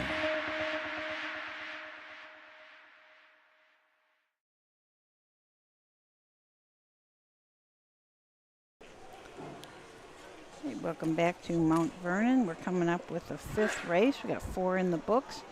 As we keep saying, I just can't say it enough, what a beautiful day it is and what a beautiful fairgrounds this is. Nice crowd. They're, boy, that grass is green. They're sitting out there. Yeah. That's where you want to be, under the shade of the old oak tree. Is that an oak? We're going to go into horticulture now. Yeah. I have no idea. I am not sure either. From here, I can't really tell. Especially what I'd say, what type of plant is this? And people would say poison ivy. That's oh not yeah, good. oh yeah, not good. Not good. But, Okay, and I was. Go ahead. Well, they were talking about poison hemlock. This is another thing. So I had to take a picture of this in the paddock, and I said, "What is this?" And it wasn't poison hemlock. Oh, but, good. Because people. Very dangerous. I texted. Well, that's why they call it poison. Yeah. Poison. But yeah, I texted 5 or 6 people. Huh. And my niece, Molly Pye Ryan, who celebrated her baby girl Hazy first birthday just last 2 weeks ago. And I wasn't able to say happy birthday. I says, if I there, I would sing happy birthday. She says, I'm so glad you're not here. But yeah, her and the hubby, and they had Nice. Brandon. Beautiful Bill. Have you seen the pictures of the child yet? No. You sent me a picture. Very I tell you, cute. she's so attentive and so alert for even when she was like a month old. Yeah. Nice. So she said, That's but nice. it's good to see New kids. new kids all the time. You need kids. They don't need old kids. It's great to see a lot of kids floating around. Yeah. You know, that's the future, right? Yep, absolutely. It's like even when we were at Marion, and I mentioned it, he was a little kid running around. He was funny because he ranged his stick when he played Racing with the Stars, and the horse made a break. He goes, he threw his number away, and like this. I says, you better get that number back. I says, that horse just is coming to catch the field, and he's like this, and he's running up, but it was just an enthusiasm. Yeah. Of course, his father, Ron Steck, a good horseman and all that, and Ranger always hung with Chris Page. But just 2 days ago at Washington Courthouse, he won his first pari-mutuel race. Yeah, and good, and it's great to see. You need young blood and young faces in this. And it's a great business to get into, especially if you like horses. Yeah, absolutely. And when you go down the program and you see, especially at the fairs, how young some of these guys are, I think we're sitting pretty good. People say sometimes that there's not the younger, but we have a lot of young drivers, not young trainers in Ohio. It's like well, here we got Harvey Hirschberger. He's 22, and it's just you want to see that, right? Yeah. And I know a kid said, "I want to buy a horse." You do? That's great. He says, "To bet him." No. There's more to that, Yeah. I want to bet him. No. There's more. Betting is just a side thing, But if you worry about betting, but believe me, you will not make any money, because I know they always say the easiest way to make $1 million through betting is to start out with $2 million. Right. Let's see, we got 1, 2, 3, 4, 5. Just waiting 6. I think we're almost ready to post parade. Oh, we are all out, Roger says, so they're going to gather them up. Got a couple warming up still. Rosie Weaver out there warming up one. Yeah, they do come from all sorts of barns, and then the ones that are tied to the trailer are just on the backstretch going into the last turn, so there's quite a few trailers out there under those nice trees where people got their horses tied up. It's funny how quickly they get used to that. They get the horses, you would think, tying them to a trailer, but it's, especially today, there's a nice breeze. It's just kind of a perfect day They to love be it. They love it. Tied up there. And you think back in the days of the Old West, where they would, or even before the advent of the automobile, they have the taxi, and they come up and they put the feed bag on them, and they'd stand there for 2 hours. Yeah. Right? Gelding Pace, first to $4,460, Hagerman Racing Stable blanket. Number 1, Something to Crow About, Eamon Hirschberger. Number 2, Down by the Parade with Harvey Hirschberger. Number 3, King of the USA with Justin Height. Number 4, Catch Up to Me, the driver Brian J. Miller. The 5, Dancing in My Socks with James Day. The 6, Vapor at the Sea, Drew Neal. And number 7, Pure Dragon, Braden Rhodes in the sulky. I still say. Horse will take one score and go to the gate. Mutual windows closed 4 minutes. Win, place, show, Perfecta Quillo, trifecta wagering on the 5th. Don't be shut out. Wager now. Okay, let's dive into the races here in race number 5. Something to Crow About. I do believe that is the Canfield Racetrack's motto, the fair, Something to Crow About. Eamon Hirschberger drives this horse, Something to Crow About. He also trains for Barbara Eady from right here in Mount Vernon. A Bring on the Beach out of an Arts Place mare, Shaky Cam Hanover. Horses had 6 starts this year, 1 win, but that was a good one. Non-winners, a 1 pari-mutuel lifetime at Scioto in 152 flat, coming home in 27-4. A week before that, it finished 3rd and paced in 153-4. So this colt up in the rail has got some speed. Definitely. Number 2 is Down by the Parade, and this is a Betty Clegg trainee for owner Kimber Clegg. Down by the Seaside, 3-year-old of a Royal Majesty mare.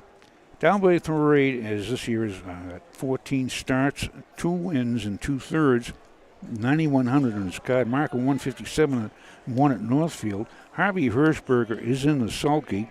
He's driven this colt before.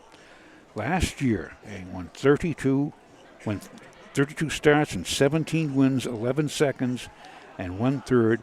That's 29 out of 32. on the board, made 124,000. Took a mark of 2 minutes flat at Northfield. Here he is, won 3 seconds faster this year.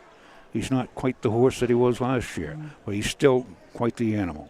Number 3 is King of the USA, Justin Heist trains and drives from Martin Miller. Another down by the seaside out of a roll with Joe Mayer. This horse has had 15 starts this year, 2 wins. Fastest of those was 57-2 at Northfield Park. But last 2 starts just has been making breaks and hasn't quite seen the same as he was earlier in the year. Number 4 is Catch Up to Me. This is a Catch the Fire gelding by out of a Leave It Up to Me mare by Cape Crusader. Brian Miller trains for Javin L. Troyer of Dundee, Ohio. Brian J. Miller in the sulky. P. Driver, he's 29. This is his 4th start this year. And this is the second parimutuel start for Catch Up to Me. Last week at Northfield, went in 2-1-1, come last quarter 32. Needs a little improvement, but he's been there. Number 5. Dancing in My Socks, James Day trains and drives for Power Play Racing 87. A Dancing Yankee out of a Rockin' Image mare. 4 starts on the year, 1 win. That was 57-4 at Northfield Park. Number 6 is Vapor at the Sea with Drew Neal, Herman Hageman train. Down by the seaside gelding, got no wins, 1/3 and 9 starts this year. Has paced in 2-3. Number 7. Pure Dragon, Braden Rhodes will drive for Betty and Kimber Clegg. A Fear the Dragon out of an Always a Virgin mare. 12 starts on the year, 2 wins. One of those was 158-4 at Northfield Park. Last 2 starts at Bucyrus and Carrollton has paced in 2 minutes and 2/5 and 2 minutes and 4/5. Definitely looks like a 1-2-7 in here combo, but we shall find out in less than 2 minutes and 2/5. Here's Roger Houston for the call of race number 5 from Knox County. Behind the gate. Gate swings into the stretch, and here they come.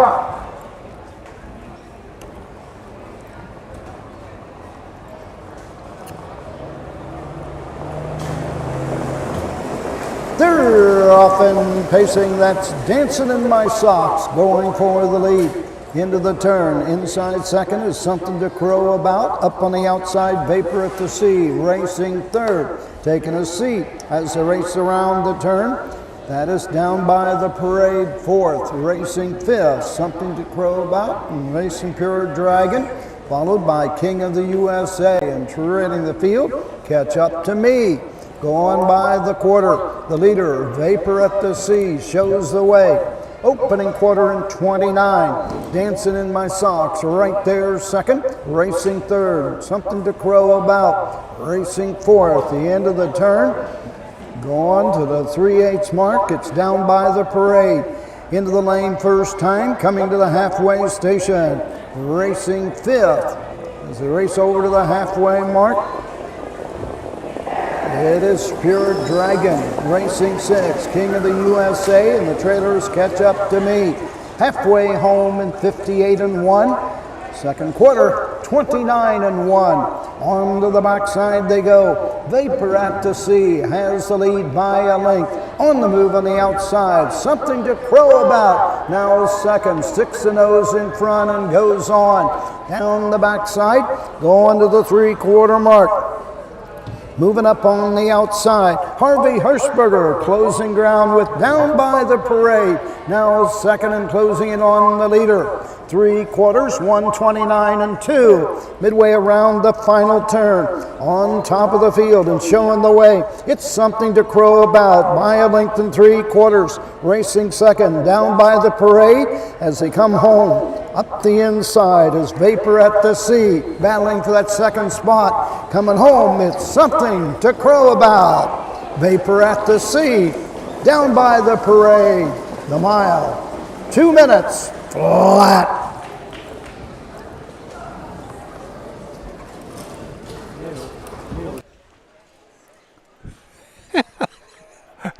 So Something to Crow About, and Ammon Hirschberger winning this second division of the 3-0 Colt Pace in 2 minutes flat. Down the half in 58-1.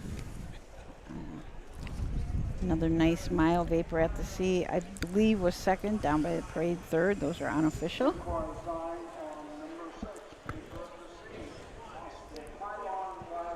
Yep.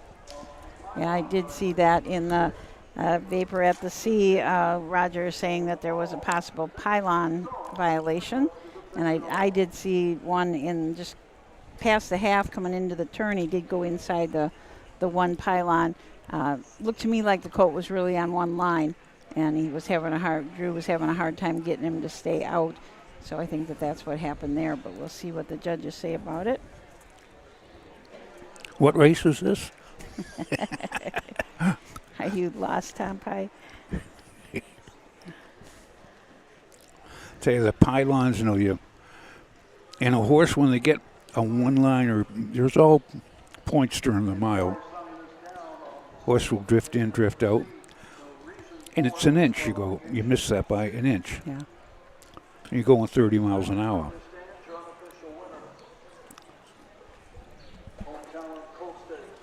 Colton gelding pace. Number 1, Something to Crow About. Owned by Barbara Eddy of Mount Vernon. Hammond Hirschberger trains and drives. 3-year-old gelding by Bring On the Beach out of Shaky Can. Home a winner in 2 minutes flat. Legged in this race presented by Hagerman Racing Stables to Something to Crow About. Hammond Hirschberger in the sulky.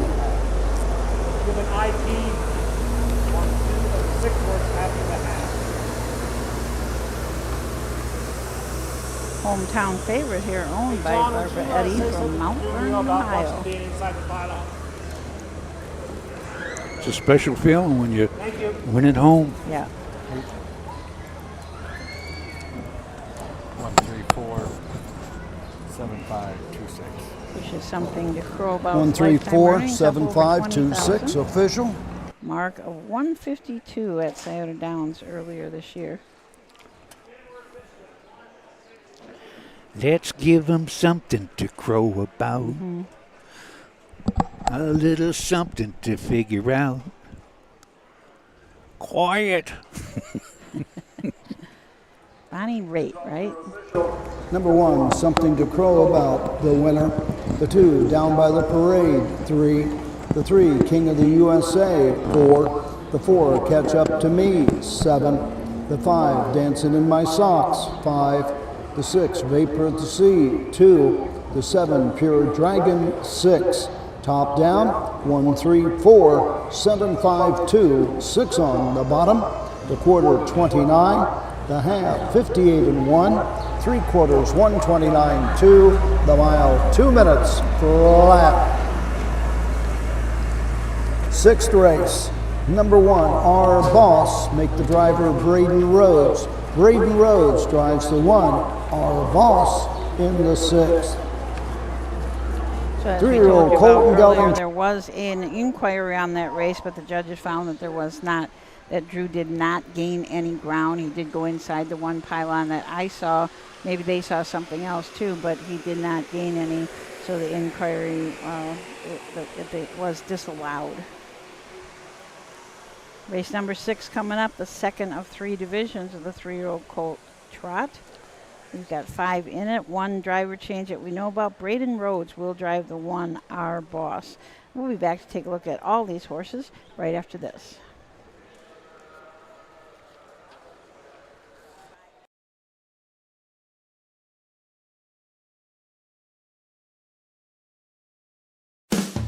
With more than 300,000 horses in Ohio, the economic impact of the equine industry in the state is over $2.8 billion.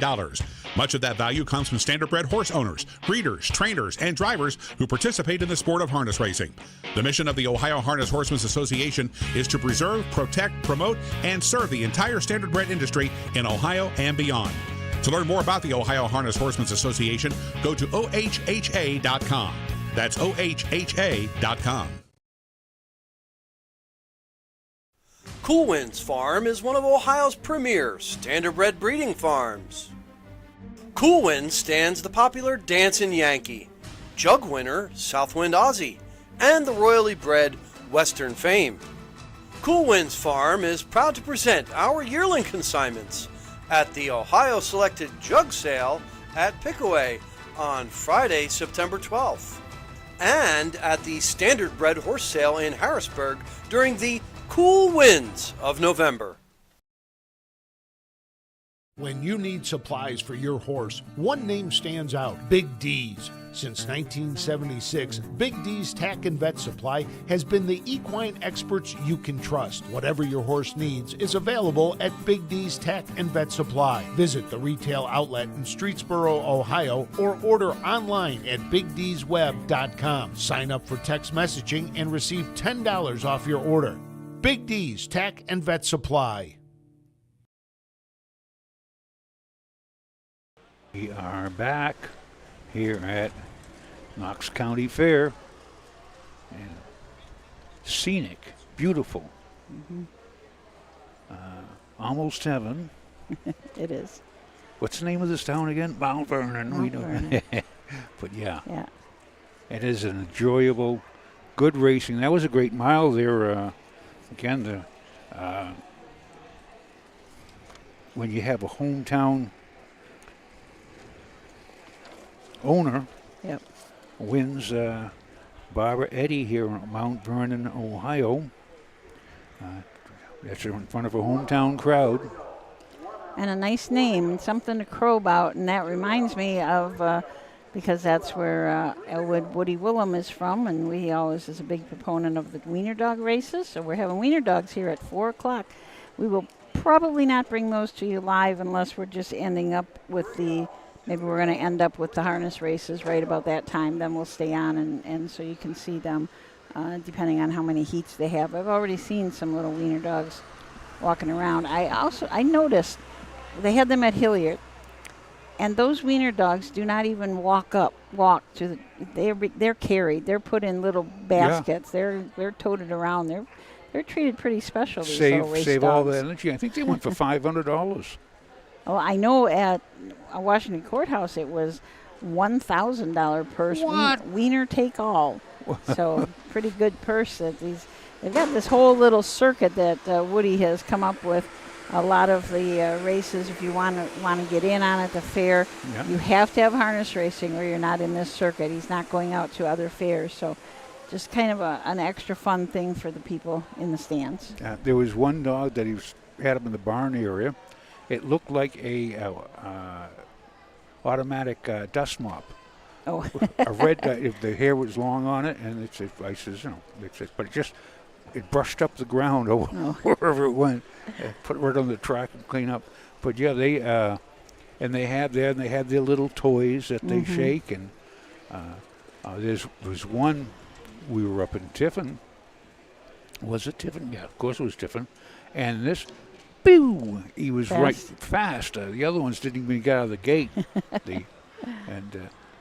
Some of them hop and jump and have their little social party. Yeah. It's a fun time, and the crowd loves it. The crowd loves it, absolutely. Yeah. And I think just like I always wonder, why the demo derbies are so popular and all that, but it's usually people from that town, and I think that's the same thing with the wiener dogs. It's your next door neighbor's dog. And so then you come out to watch it because it's really, just to cheer on your friends or family that's got that little dog. So it's kind of a neat thing. Just like in our last race when Barbara Eddy was from right here at Mount Vernon, she had quite a few people in the winner's circle. So just makes it pretty much fun. Here's a question for you, Susan Sirota. Okay. I don't know. Who's a famous person from Mount Vernon that the world knows? Not in harness racing either. I went by the Warren G. Hardy, but that's not this town. That's Marion. Marion, okay. Don't know. Hollywood Squares. Send us squares to win. Don't know. Paul Lynn to win. Oh. You know Paul Lynn? No. I'm not wasn't a Hollywood Squares watcher. Oh, you want? That was where I got my whole education. Lynn. He's from Mount Vernon, Ohio. He was born here in 1926. Oh. And he went starting Bye Bye Birdie. He was a center. He was a centerpiece of Hollywood Squares for a while, and he was funny on that. He made all caustic remarks. $1,469. Trophy by MB Racing Stable. Number 1, Our Boss, the driver, Braden Rhodes. Number 2, Striking Marseille with Charlie Myrick. Number 3, 80 plus 80, the driver, Logan Eversole. Number 4, Splurge on Uncle, Emmanuel Miller. And number 5, 45 Mega, Darren Harvey in the sulky. Horse will take one score and go to the gate. Mutual windows closing in 4 minutes. Win, place, show, Perfecta Quinella, Trifecta Wagering. Don't be shut out. Wager now.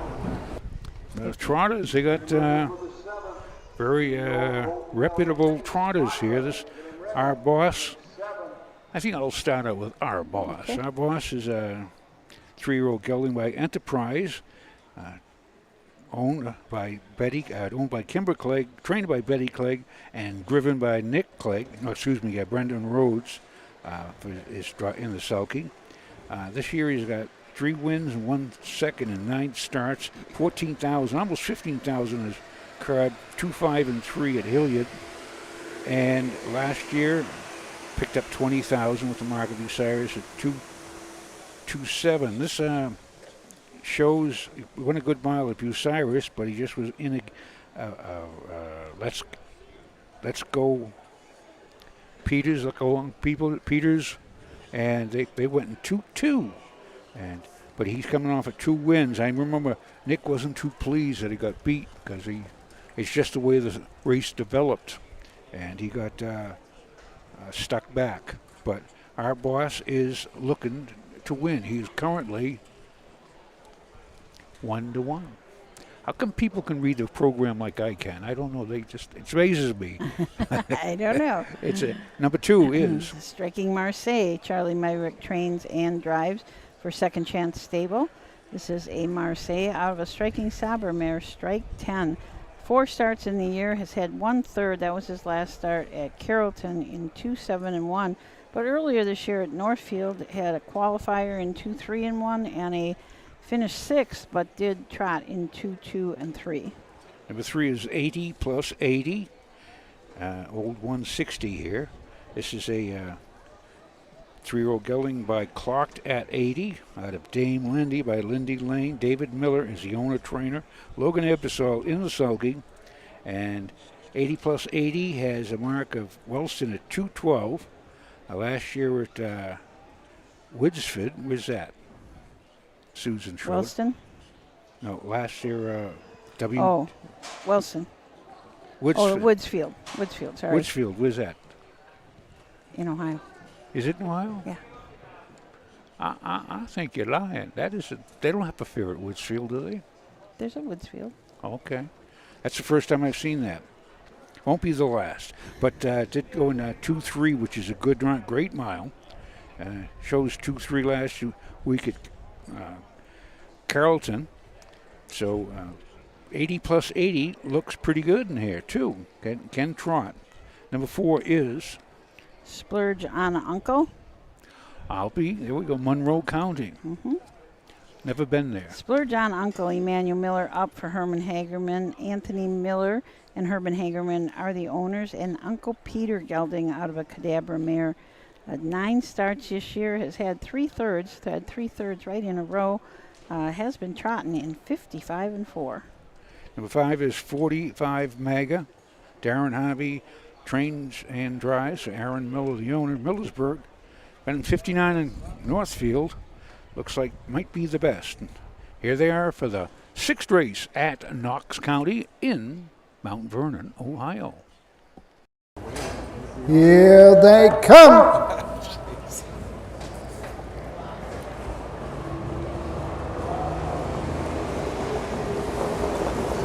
They're off and trotting. Our Boss goes for the lead. Splurge on Uncle on the outside second. Getting away third into the turn. Striking Marseille. 80 plus 80 fourth and trailing the field 45 Mega. All in straight alignment as they race around the turn, going to the backside and the first quarter mark. It's Our Boss and Braden Rhodes showing the way, length and 3/4. Splurge on Uncle is there second, racing third, striking Marseille as they race by the opening quarter. 80 plus 80 fourth and 45 Mega trails. Opening quarter 30 and 4/5. All stride around the turn. That is striking Marseille. Into the lane first time, coming to the halfway point. It's Our Boss with the lead.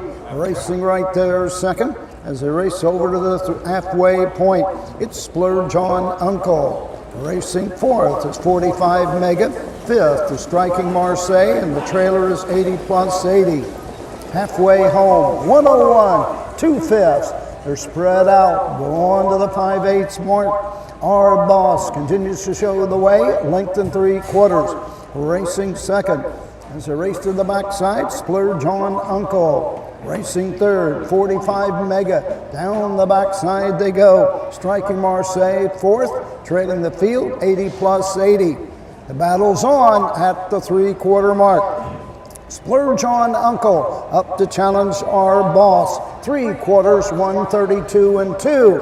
Midway around the final turn. Our Boss on the inside. Splurge on Uncle on the outside second. Less than an 8 to go in Ohio. On top of the field, it's Our Boss on the inside. Splurge on Uncle on the outside, closing in with every stride. Splurge on Uncle on the outside, inside. Our Boss prevails.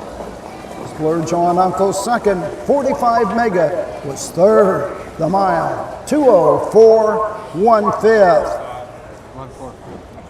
They made it a race, coming for home. So I'm going to call Our Boss. Did you think so? Oh yeah, I think believe Our Boss, Splurge on Uncle, and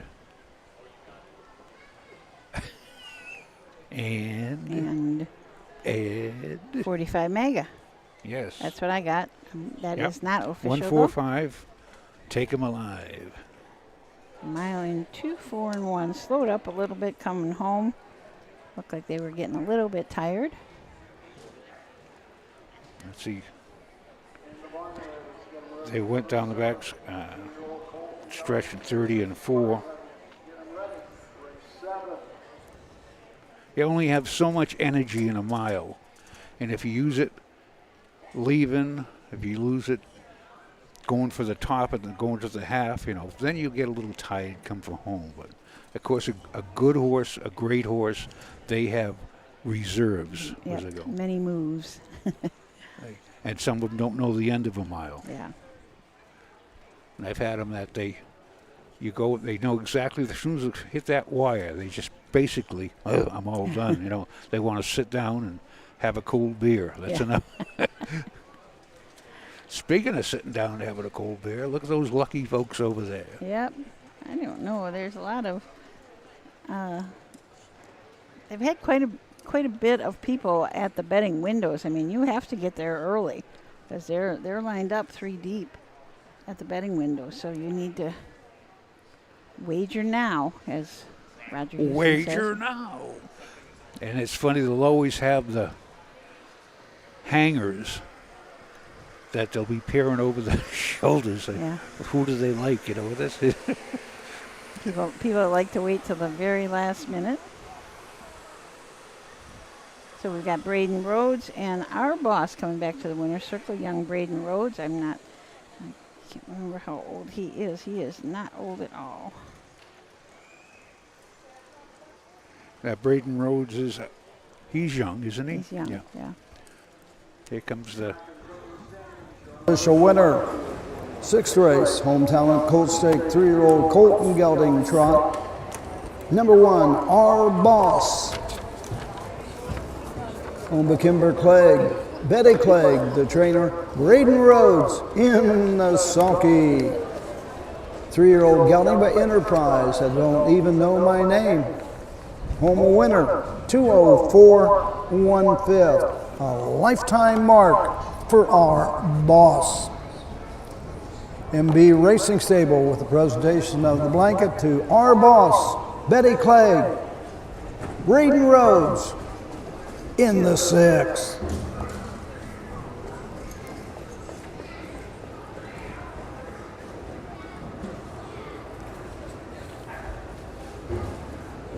Results are official. Number 1, Our Boss, the winner. The 2, Striking Marseille. 5, the 3, 80 plus 80. 4, the 4, Splurge on Uncle. 2, the 5, 45 Mega. 3, Top Down, 154. 2, 3 on the bottom. The quarter, 30 and 4. The half, 101 2. 3/4, 132 2. The mile, 204 1/5. Nice of Nick to give some of these young guys a chance to drive. Braden Rhodes and Hirschberger fella, he just Harvey Hirschberger, just nice to give those guys a chance. Oh, yeah. So we've got 6 in the books. 7th coming up is the 2nd division of the 2-year-old colt pace. Just 2 divisions of this race are going to go for a purse of $6,880. Total purse for the 2-year-old colt is $13,760. So really nice fair purse. Yeah. Really nice fair purse. Now I raced invitational at Saratoga, Plainville, $5,000. Yeah. Both, which was 20 years ago, but that. And there was 5 in it, so if you were guaranteed to check a 250, which paid for the feed, which you're happy. But so that's, and you think here's the fare going for 6,800. Yep. Nice purses in Ohio, that is for sure, and nice opportunities. But we're going to take the opportunity now to hear a word from our sponsors. Join the fast-paced, exciting world of harness racing. There are hundreds of immediate openings across Ohio for caretakers and grooms. Work with the greatest equine athletes in the country. Standard-bred trainers need your help. Health insurance, vision care, prescription benefits, and a retirement plan are available for those that qualify. For more information on how you can be a part of the exciting world of harness racing, visit OhioHorseJobs.com. That's OhioHorseJobs.com. Dublin Valley Farms, home of Volstead Sire of 2024 Ohio Horse of the Year Sugar Instead. Also standing at Dublin Valley Farms, Slay, a promising young son of Chapter 7 and Coach K Hanover by world record holder Wallner. Looking for your next winner? Dublin Valley Farms and our clients are offering an exciting lineup of yearlings with current and fashionable pedigrees. Available at public auctions this year. Backed by a team that cares, Dublin Valley Farms, Fredericksburg, Ohio. Who feeds your need for new ideas for your family's best farm future? Ohio Farm Bureau. We work with our members to shape ag policy that will positively impact our industry. Farm Bureau is advancing business solutions to give you a competitive advantage. We help you gather information to stay ahead of important topics and technologies. Plus, Ohio Farm Bureau creates opportunities for growth. Ohio Farm Bureau, feeding your need for new ideas.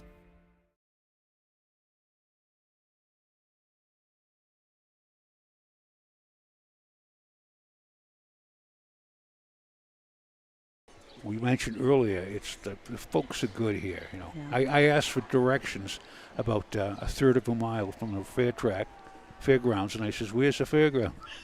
1/3 of a mile. 1/3 of a mile. I said, it looked familiar. But he says right down the road there, but I kept on thinking it was on my right, and there it was on the left. So no wonder I get lost. Yeah. Well, Scott Tarleton says, Tom Pye, can you name me the character's name that Paul Lynn played on Bewitched? Yeah, that's Uncle Arthur. Yeah. Yeah. But now we're on the air. Huh? Before I asked you, we weren't on the air, so now we're on the air. Oh, we're on the air, yes. Uncle Arthur. And what do you call it? That was a great little sitcom. It fell into the schedule right? That you end up watching it, right? And who was the old girl, Aunt Clara? She was always befuddled, always casting bad spells. But yeah, Elizabeth Montgomery starred as Bewitched. Do you remember these? Nope.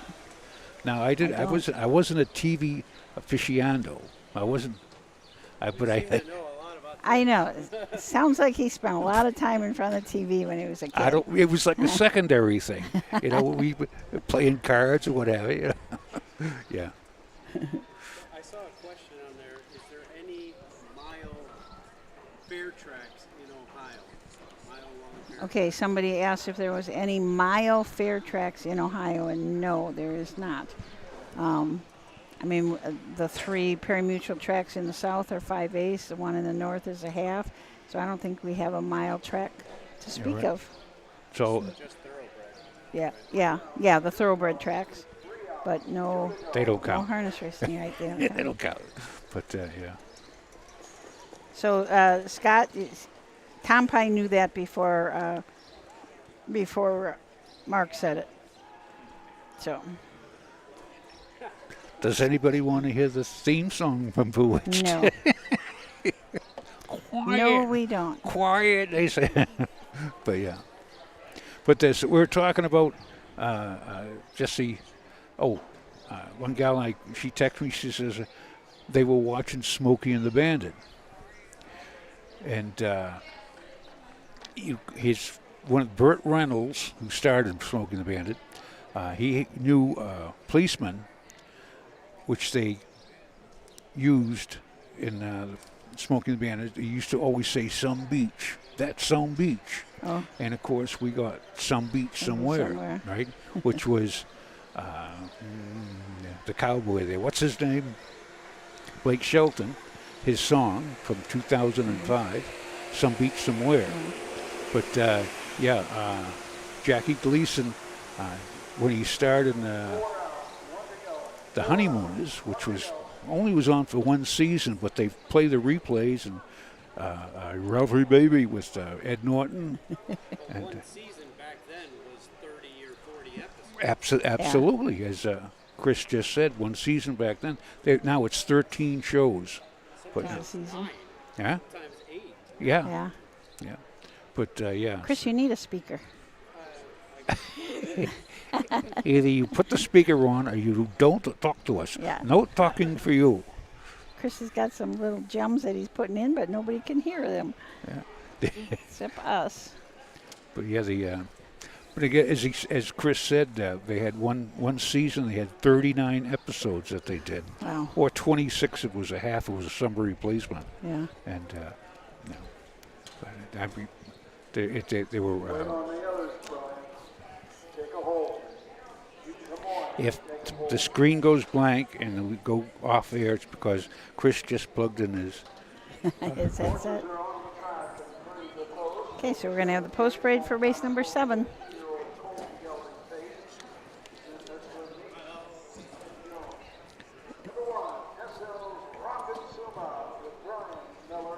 The 2, Pumpkin Skin, the driver Nick Clegg.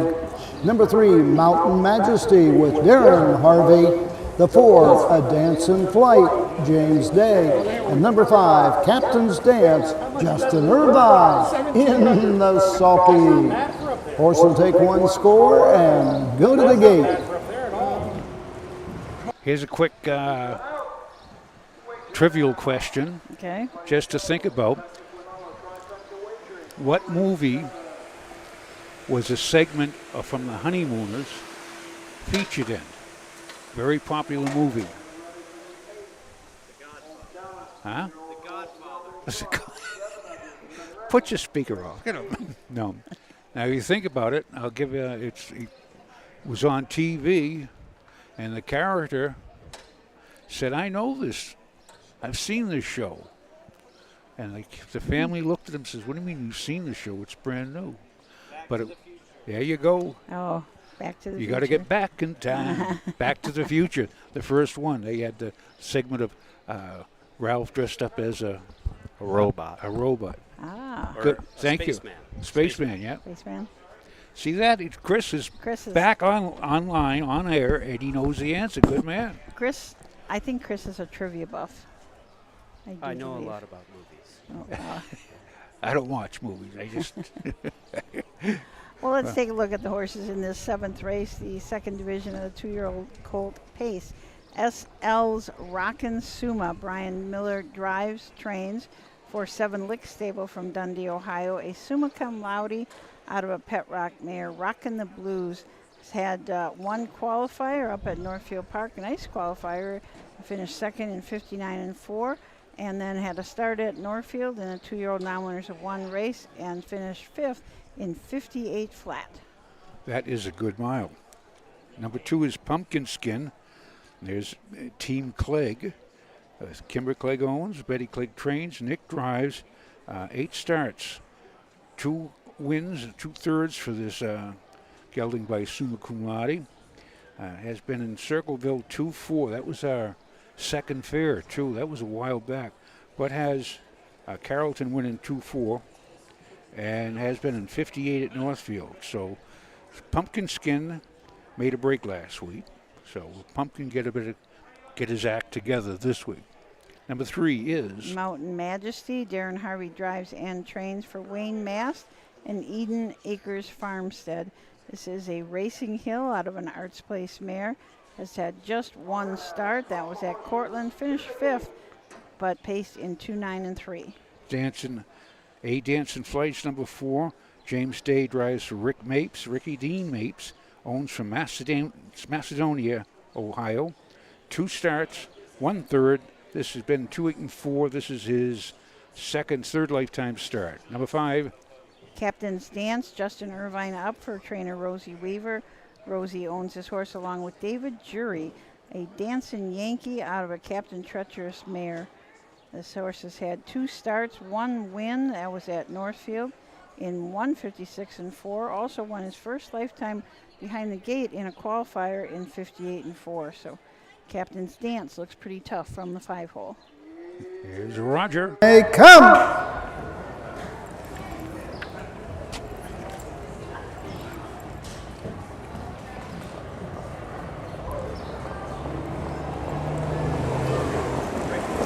They're off and pacing off stride. SL's Rockin' Suma into the turn. That's Captain's Dance going right out to grab the racetrack. Pumpkin Skin is there 2nd. A Dancing Flight 3rd. Racing 4th. Mountain Majesty and trailing the field.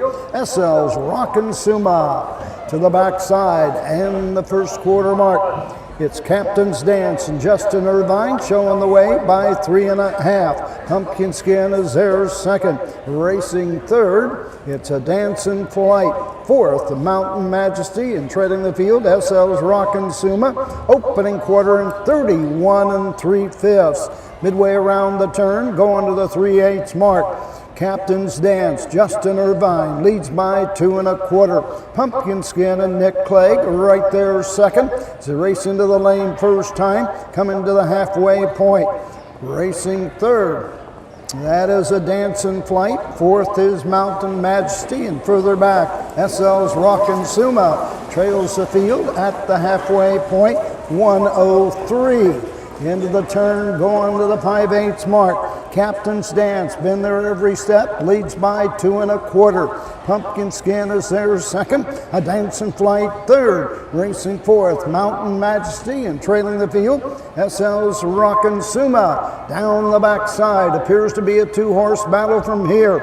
Captain's Dance with the lead. Pumpkin Skin right there 2nd, trying to close the gap. A Dancing Flight, 3/4, 1:34, 1/5. Midway around the final turn, Captain's Dance with the lead. Pumpkin Skin tips to the outside 2nd. A Dancing Flight 3rd. Less than an 8 to go in Ohio. Captain's Dance on the inside. Pumpkin Skin challenging on the outside 2nd. Through the lane, it's all Captain's Dance and Justin Irvine. Pumpkin Skin 2nd. Dancing Flight was 3rd. The mile, 2:03. It's at mile in 2:03. Come home last half in a minute flat. Captain's stance. Looked like there was no doubt about this. Justin Irvine looked very comfortable, very confident out there. That makes that Colts And second win of the year. I believe this is Justin Irvine's home track. I believe he's stable here. Oh, okay. I think. He might not. I need verification. Someone will tell us. Someone will let us know. So Danson's captain's dance, Rosie Weaver, and by Dancing Yankee out of.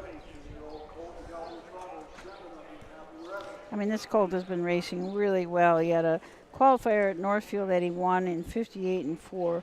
Then he went to Scioto and qualified in 57 flat. And back up to Northfield, won now winners a 2-year-old race in 56 and 4. And then in the Ohio Sire Stakes, a $50,000 race, was 4th. And paced in 56 and 2. So having some, really a nice colt. And that was with a break behind the gate, too. He still finished paced in 56 and 2. This is a nice colt. Yeah. A $20,000 Buckeye Classic yearling purchase. Is the Leave It to Weaver gang. 7th race, Hometown Colt Stake, 2-year-old Colton gelding pace. Number 5, Captain's Dance, Rosie Weaver and David Jury of Beach City in Bucyrus, Ohio. Rosie Weaver, the trainer. Justin Irvine in the sulky. 2-year-old gelding by Dancing Yankee at FMB American. Home winner in 2:03. Final half a minute. Final quarter, 28 and 4. Blanket presented by Smith Hissler Meats, Wayne and Kiln. Captain's Dance, Rosie Weaver, Justin Irvine in the 7th. Race 3 is the fastest division. Got Bolt down there in the winner's circle too. Rosie. 3 divisions will receive the blanket from Smith Hissler Meats. First division, race 3, gets the blanket. That was a well-measured mile by young Justin Irvine. Yes. Back off the 3 quarters, 134 and 1. Come home in 20. She even brought Miller along today. Yeah, you kind of, sometimes you say, down the half in 3 quarters and 134 and 1, that was the deciding, he won it then. Oh, yeah. When he could back that down a little bit and get some slower fractions. So that is the 7th race in the books. The 8th, we're going to get the rundown. 5, the 2, Pumpkin Skin 2, the 3, Mountain Majesty 4, the 4, A Dance in Flight 3, the 5, Captain's Dance, the winner. Top down, 5, 2, 4, 3, 1 on the bottom. The quarter, 31 and 3. The half, 103. 3 quarters, 134, 1. The mile, 2:03. The 8th race, Home Talent Colt Stakes, 2-year-old Colton gelding trot. Number 2, Dublin Striker, the driver, Drew Neal. Drew Neal drives the 2, Dublin Striker. 7 of you, bring them on. Race 8, 7 of you, bring them on. 7 down. What did you say about that Here dog? at How did it save? Knox County Fair. Rosie was ready to leave. We shall, coming up to the 8th race, this is a 2nd division of the 2-year-old Colton gelding's trot. One for a purse of $6,954. 7 in it to win it. We shall return after these few messages. Midland Acres is proud to stand the prominent stallions, TCI, Long Tom, Ready for Money, Monty Mickey, Summa Cum Laude, and Bit of a Legend. With such great pedigree and speed in the stallion barn, Midland Acres will provide a diverse group of top yearlings in the sale ring for 2025. Visit us this fall at our consignments at the Blooded Horse Sale on August 26th, the Ohio Select Jug Sale on September 12th, and the Lexington Select Sale on September 29th through October 3rd. Let Midland Acres' experience in the industry lead you to the winner's circle. This September, the thrill returns to Delaware, Ohio. It's the Little Brown Jug. World-class harness racing, heart-pounding action, and unforgettable fun. Join the tradition. Feel the roar. Be a part of history. We have several hospitality and ticket options, including the new Jug Social Club. Please visit littlebrownjug.com or call 1-800-DEL-FAIR. The Little Brown Jug, where champions are crowned. History, tradition. For over 100 years, 2- and 3-year-old trotters and pacers have started their careers on the tracks of the Home Talent Colt Stakes. See the future stars of Ohio harness racing at one of the Home Talent's 15 tracks. The stars of tomorrow are racing at a track near you today. The Home Talent Colt Stakes. You can't win them if you aren't in them.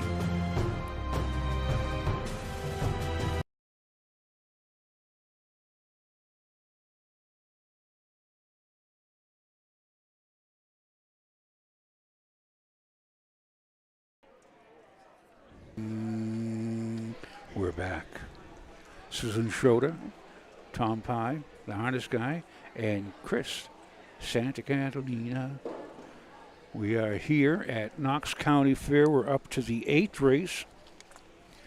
This is a 2-year-old Colts and Gelding second division trotters. And Susan's got a message. What do you got on the... Well, no, I was just, when you said Tom Pye, the harness guy, I was thinking about your email news that you send out. You can also find that on the Pye site, right? Yeah, that's PYESITE.com. This gives, it's mostly results from all the fairs. Last week, it's just a one printed on both pages, one page. Last week I put out, it was 2 pages of 4 pages of full of results, because how many races do we have? So many fairs, It was a lot. Through a couple of pages. But yeah, if you folks want to have something hold in your hand, say, well, this is the 3-year-old Colt trotters went in at, like we had Carrollton, et cetera, like that. But it's a little bits of notes, a little humor. But some very cute drawings. Tom is a great cartoonist. That's for sure. I was a great cartoonist. You were? They're pretty cute. Good. I did cartoons for Harness Horse and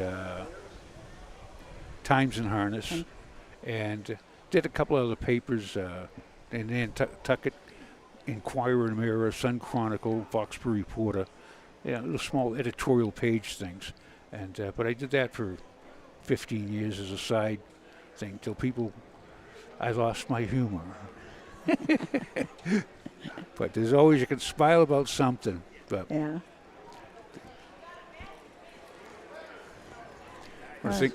I always look at, I say, somebody would do something, I'd say, they'll make a great cartoon. And they look at me like, what? But yeah. It's all what you see, what your mind comes up with. The mind of, what they call it, Minolta. That's it, but that's the mind of Al Capp, incidentally. He did Little Abner. Do you remember Little Abner? I do remember. Abner Yoakum, Daisy. Of course, they had Mammy Yoakum. It's like that. But he had all these great characters. But everything he looked at, he thought of a new character. So he was constantly laughing. And they thought he was like a little bit unwound. But yeah. So yeah, a lot of people checking in. We sure are happy that you're here. Erica said, I love this fair. Wish we could have a couple to race at fair. So much fun. Tim checking in from Nevada. Nice to see you. James Byers from Urbana. Good to see all you guys. Jeff Short, Delaware. Jerry from Kettering. Happy to have you all with us this afternoon. And let's go to the post parade of the 8th. $6,954. Number 1, Smoking Anson, Edward Miller. The 2, Dublin Striker with Drew Neal. The 3, SV Super Peter with Eric Miller. The 4, Can You Catch Me, Case Bateson. The 5, Money Bomb Millstream, Darren Harvey. The 6, Wisco Tax Collector with Emmanuel Miller. And number 7, Red All Over, Charlie Marek in the sulky. Horse to take 1 score and go to the gate. Drew Neal drives the 2, Dublin Striker. Win Place Show, Perfected Quinella, Trifecta Wagering on the 8. Don't be shut out. Wager now. So let's start with the number 1, Smokin' Anson. This 2-year-old gelding by Mr. Anson out of Paris, Philly by Giant Hill, owned by Adrian Hochstetter of Apple Creek, Ohio, trained by and driven by Edward Miller. Shows a lot of Chicken Littles on his card. Hasn't stayed a flat mile, but has trotted Northfield in 2.5 with 2 breaks. This is his 2nd lifetime start. Number 2 is Dublin Striker with Drew Neal up for Herman Hagerman, Anthony Miller, and Hagerman Racing, the owners of this What the Hill gelding. Out of a cash hall mare, Susie Smart. 1 start on the year, that was at Bucyrus in the Buckeye Stallion Series. Finished 6th, but did trot in 2, 3, and 4. Number 3 is SVS Super Peter, D. Houghton. Is that Houghton or Houghton? D. Houghton is Deatra Houghton is the owner. D. Houghton is the trainer. Mark T. Walker is co-owner. It's a 2-year-old gelding by Uncle Peter out of an Andover Hall mare. Eric Miller is in the sulky. Shows right 2-3 at the first lifetime start in a qualifier at Northfield. That's an excellent start. Bucyrus was 4th and trotted in 2, 7, and 3. This is a 2nd lifetime start. Keep an eye on SVS Super Peter. Number 4. Can You Catch Me in Case Bateson from the 4 for Karen Freed. This horse is an in range out of a My MVP mare owned by Freed, Mims, Dark Iron Racing, and M. Toth. So it's just had 1 start. That was at a Hilliard. Made a couple of breaks in the mile, so look for better results from Can You Catch Me. Number 5 is Mona Vaughn Millstream. This is a 2-year-old black colt by Ready for Money. Must Be Hot by Striking Sabre. Darren Harvey trains and drives for the owners John and Alan Miller of Millersburg. 2 starts, 1 second. Last week at Carrollton. Run, Papa Do Run, They Run. The week before, trotted 2-9 and 2, but last week just ran at Carrollton.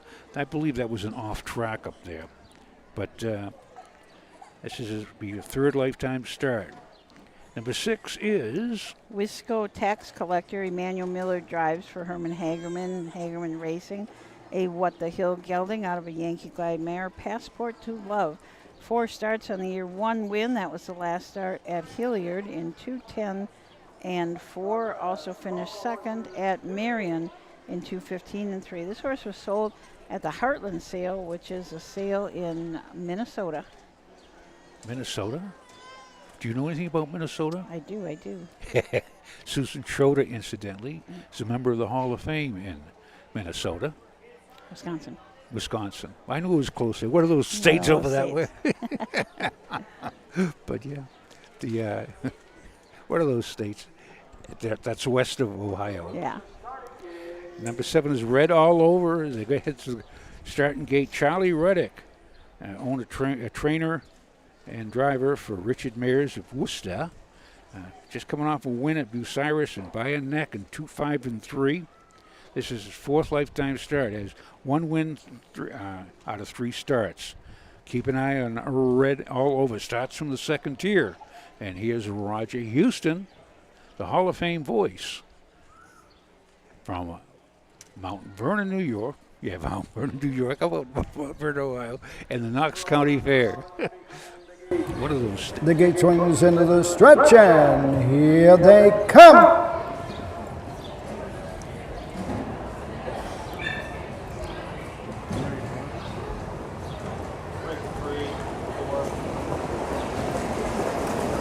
Peter off and trotting. Dublin Striker goes for the lead. Wisco Tax Collector on the outside second. Smoky Anson gets away third. Racing fourth from the second tier. Red All Over taking a seat fifth. Can You Catch Me? Round the turn, racing sixth. As they race over to the first eight is Moneyvon Millstream, and trading the field, SV Super Peter. Down the backside they go. Dublin Striker and Drew Neal up on the outside to grab the racetrack. Wisco Tax Collector is there second. Opening quarter in 32 4/5. Into the turn, Smoky Anson trots third, racing fourth. Red All Over, racing fifth. Can You Catch Me? Sixth is SV Super Peter, and trading the field, off stride, Moneyvon Millstream. Passing the stands first time, coming to the halfway point. Dublin Striker and Drew Neal showing the way. Wisco Tax Collector is there second. Out moving, Edward Miller and Smoking Anson now third. Red All Over follows the cover on the outside fourth. Can You Catch Me? A close up fifth. Halfway home, 104 4/5. To the backside, SV Super Peter, and treading the field, Moneyvon Millstream. Down the backside they go. Dublin Striker by a neck. On the outside, Smoking Anson is there second. Racing third, Red All Over. Wisco Tax Collector fourth. Moving on the outside, Can You Catch Me? And Case Bateson now fifth, now fourth at the 3/4, 137. Midway around the final turn, nose to nose, stride for stride, toe to toe with an eighth of a mile to go in Ohio. Into the stretch they battle, up on the outside and drawn away with each and every stride, Smoky Anson. It's Smoky Anson and Edward Miller. Dublin Striker second. Can You Catch Me? Was third. The mile, 2:06 1/5. Wow. As they say, well, even though it was 9-2, because I was wondering that's going to be paid telephone numbers. It was not. It's first time state trotting. Yes.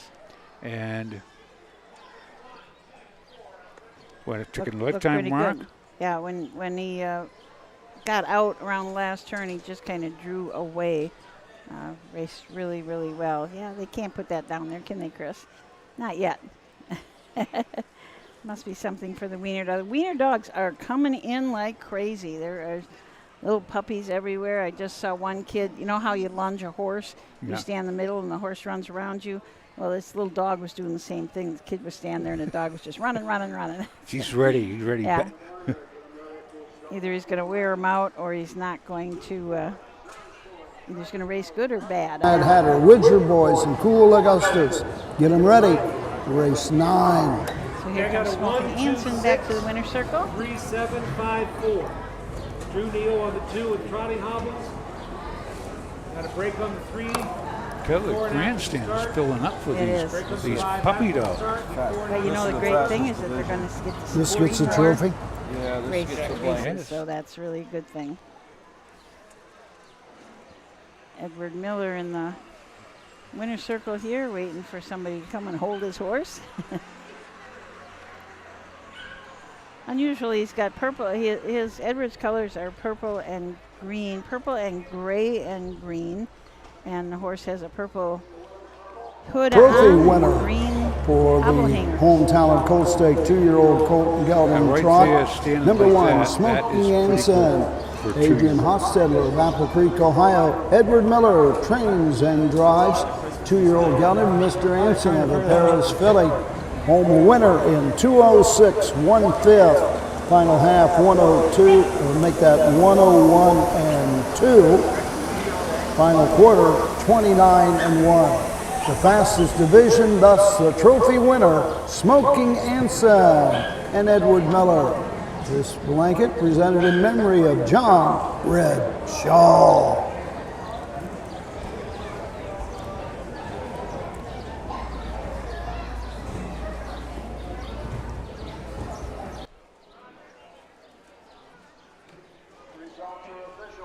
Number 1, Smoking Anson, the winner.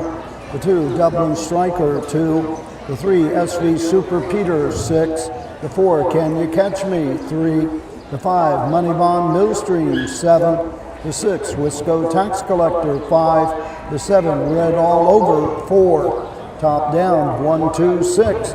3, 7, 5. 4 on the bottom. The quarter, 32 and 4. The half, 104, 4. 3 quarters, 137. The mile, 206, 1/5. In the 9th race, Braden Rhodes drives the 3, Center Story. James Day, the 4, Dragon Mode. Emmanuel Miller, the 7, Cool Augustus. 3-year-old Colton Gelding Pacers, 7 of you. Bring them on. Race 9. Roger.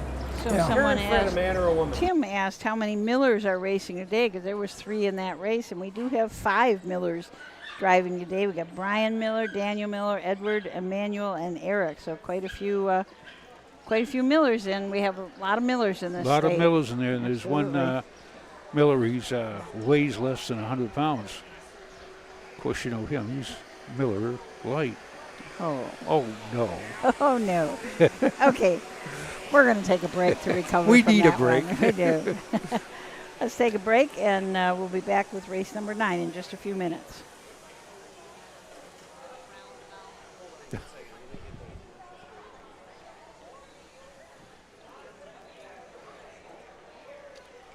At Ohio State's Galbraith Equine Center, our veterinary champions are here for your champions 24/7, 365 days a year, providing advanced specialty care for sports horses from all stages and disciplines. Our expert team of boarded surgeons and sports medicine and rehabilitation specialists, together with veterinary cardiologists, internal medicine, and ophthalmologists, make our hospital your best resource for all sports horse performance issues. The Ohio State Veterinary Medical Center's Galbraith Equine Hospital. Call us today at 614-292-6661.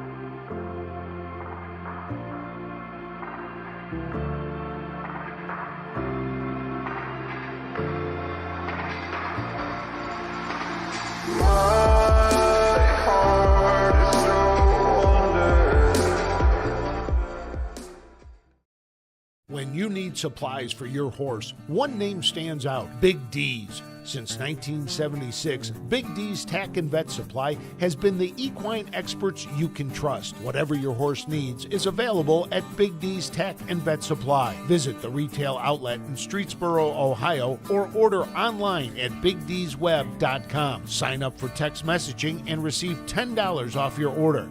Big D's Tack and Vet Supply.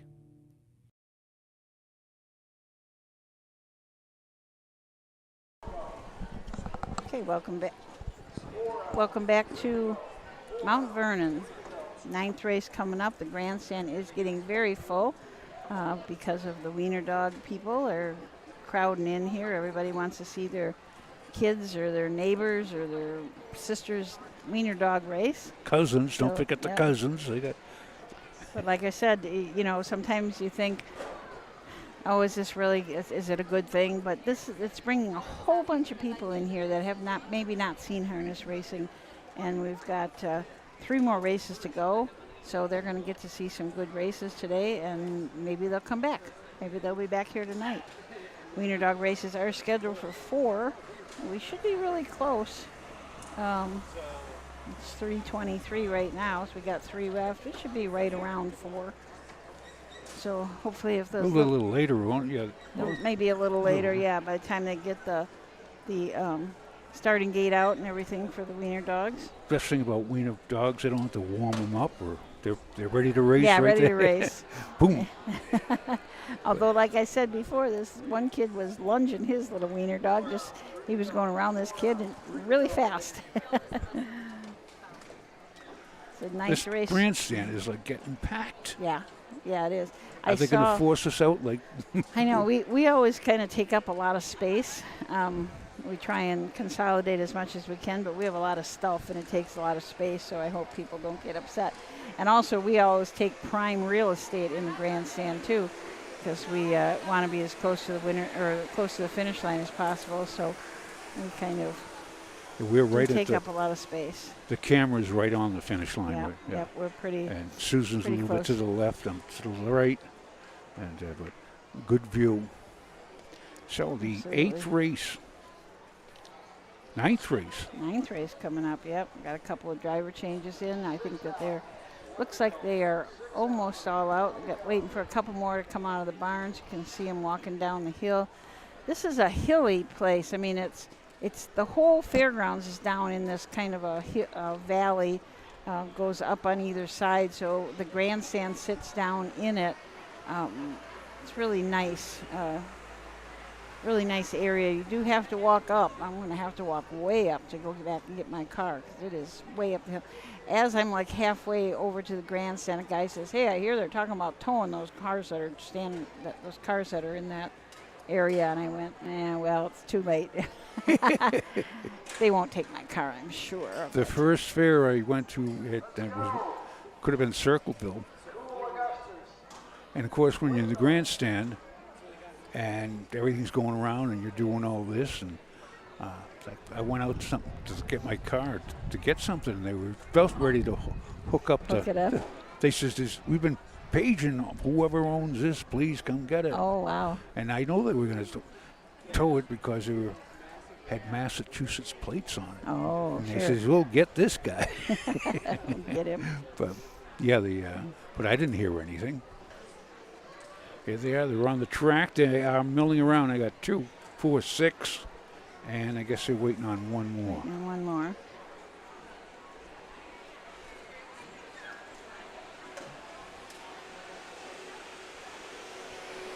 The most suspenseful time before the race is when you're on the racetrack and you're milling around. You're waiting. You're thinking of every possibility that can happen in the race, and you get behind the gate, my limited time, but I've been behind the gate, way behind the gate, it's like almost like trying to steal home from third in baseball, because you have to have that mindset. Yeah. And the other thing, you have 7 other drivers thinking the very same thing. Yeah. And that's what it's like getting behind the gate. Gelding pace, $4,460. Trophy by Hagerman Racing Stable. Number 1, Shuffle's Cool Legacy with John G. Wingert. The 2, Lose Boy with Jimmy Smith. The 3, Center Story, the driver Braden Rhodes. The 4, Dragon Mode with James Day. The 5, Odds On Mad Hatter, Kiara Morgan. The 6, Widger Boys with Nick Clegg. The 7, Cool Augustus, Emmanuel Miller in the sulky. Horse will take one score and go to the gate. Win, place, show, Perfecta Quinella, Trifecta Wagering on the night. Don't be shut out. Wager now. Now here's, you got 57-year-old John Wingate, 56-year-old Jimmy Smith, of course young Rhodes and Day, and Nick Clegg's 51. Here's poor little Miss Kiera Morgan, a young lady. She's 26. She'll be happy I said that. 23, no, she's 26. And she's going against the boys. And she's just coming off a win at Hilliard, too, at 159.3. So she knows the ways to the winner's circle. Going to be an interesting race. Number 1 is Shuffle's Cool Legacy. John G. Wingard drains and drives for Lily Flynn. This is a Mr. Cooley out of a Spectacular Deal mare. 3 starts on the year, 10 starts last year. Has not hit the board yet. That did pace qualifier back earlier in the year at Scioto in 58.3. Number 2 is Lose Boy. Jimmy Smith trains and drives, owned by TX Sarah of Vincent, Ohio. It's got 7 starts, 2 seconds, 3 thirds, and it's paced in Northfield in 58. Also 57-2. Nice. Hasn't won yet, but does have the only mark as last year at Wellston is a 2-year-old of 2-6-2. But shows very competitive, right around 2 minutes. Number 3 is Center Story. Braden Rhodes up for Betty and Kimber Clegg. A well-said gelding out of an Art Major mare, Arts Center. 13 starts this year, 2 wins. Fastest of those was a qualifying win, 2-3-2 at Northfield. Finished second his last start at Bucyrus and paced his mile in 56-1. Number 4 is Dragon Mode, a 3-year-old Fear the Dragon gelding out of Modern Cinderella by Modern Art. Rick Mapes owns and trains. James Day in the sulky. Hasn't won a race in 27 starts. Does show 58-4 at Northfield. Been racing in claiming conditions. Non-winners of 1 up there. Has been finished third a couple of times. Dragon Mode is number 4. Number 5 is Odds on Mad Hatter. Kiera Morgan drives. Virgil Morgan Jr. chains for Odds on Racing in Boca Raton, Florida. A lather up colt out of a Captain Treacherous mare. 6 starts this year, 2 wins and a second. Just won his last start out at Hilliard in 59-3. Number 6 is Widger Boys, named after the Widger Boys from Sydney, Ohio. Now the Betty Clegg, Kimber Clegg owns, Betty Clegg trains, Nick Clegg drives. 10 starts this year for this gelding by Lather Up. 2 wins, 59 at Northfield in a qualifier.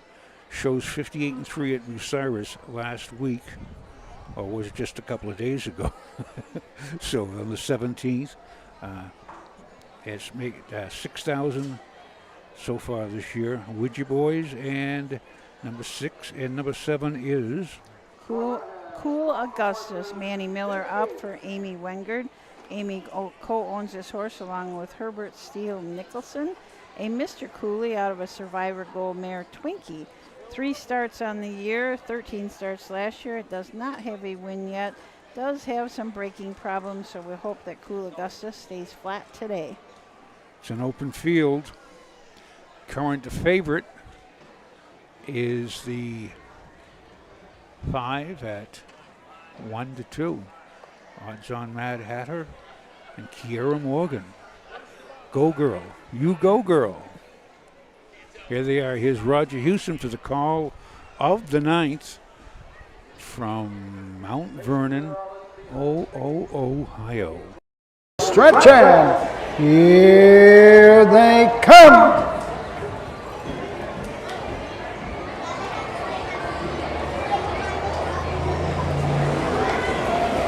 They're off and pacing. Center Story goes for the lead. Odds on Mad Hatter up on the outside second.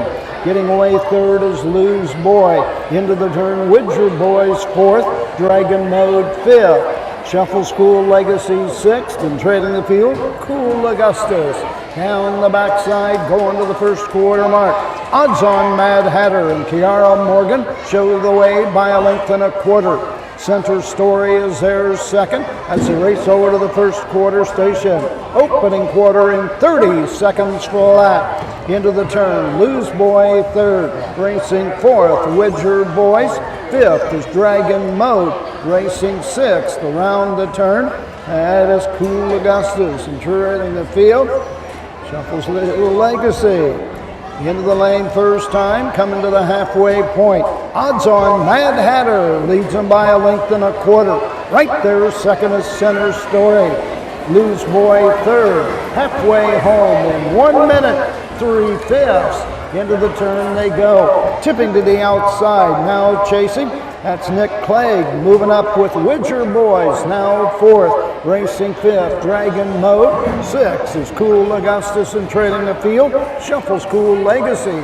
Down the backside they go. Odds on Mad Hatter opens up to a quick 3-length lead on Center Story at the 3/4 mark. Lose Boy third. 3/4, 1:30 and 3/5.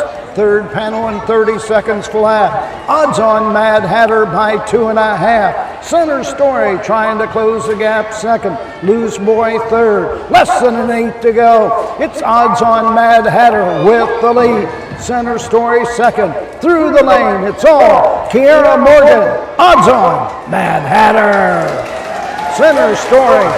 Loose Boy is third.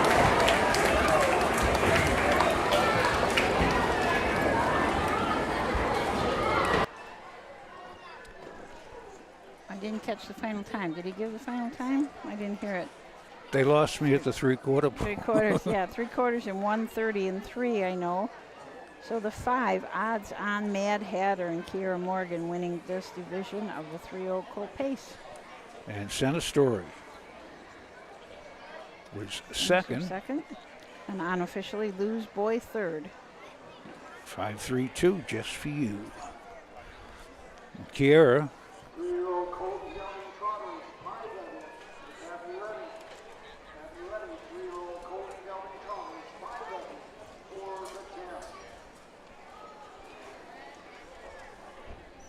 So we will get the official rundown in a little bit. You have the Odds On Mad Hatter, a homebred. Odds On Noir are the breeder, and Odds On Racing, they're all the same guy, same people, so kind of a homebred even though it's 2 different stable names. Second win in a row, 3rd win this year for Odds On Mad Hatter. and marked last year of 154 at Dayton.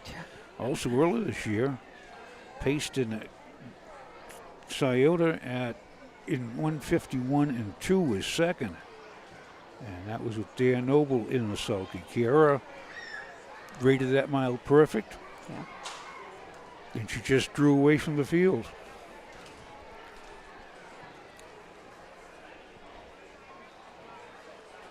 Was the this was the only horse they had in today, wasn't it? I believe so.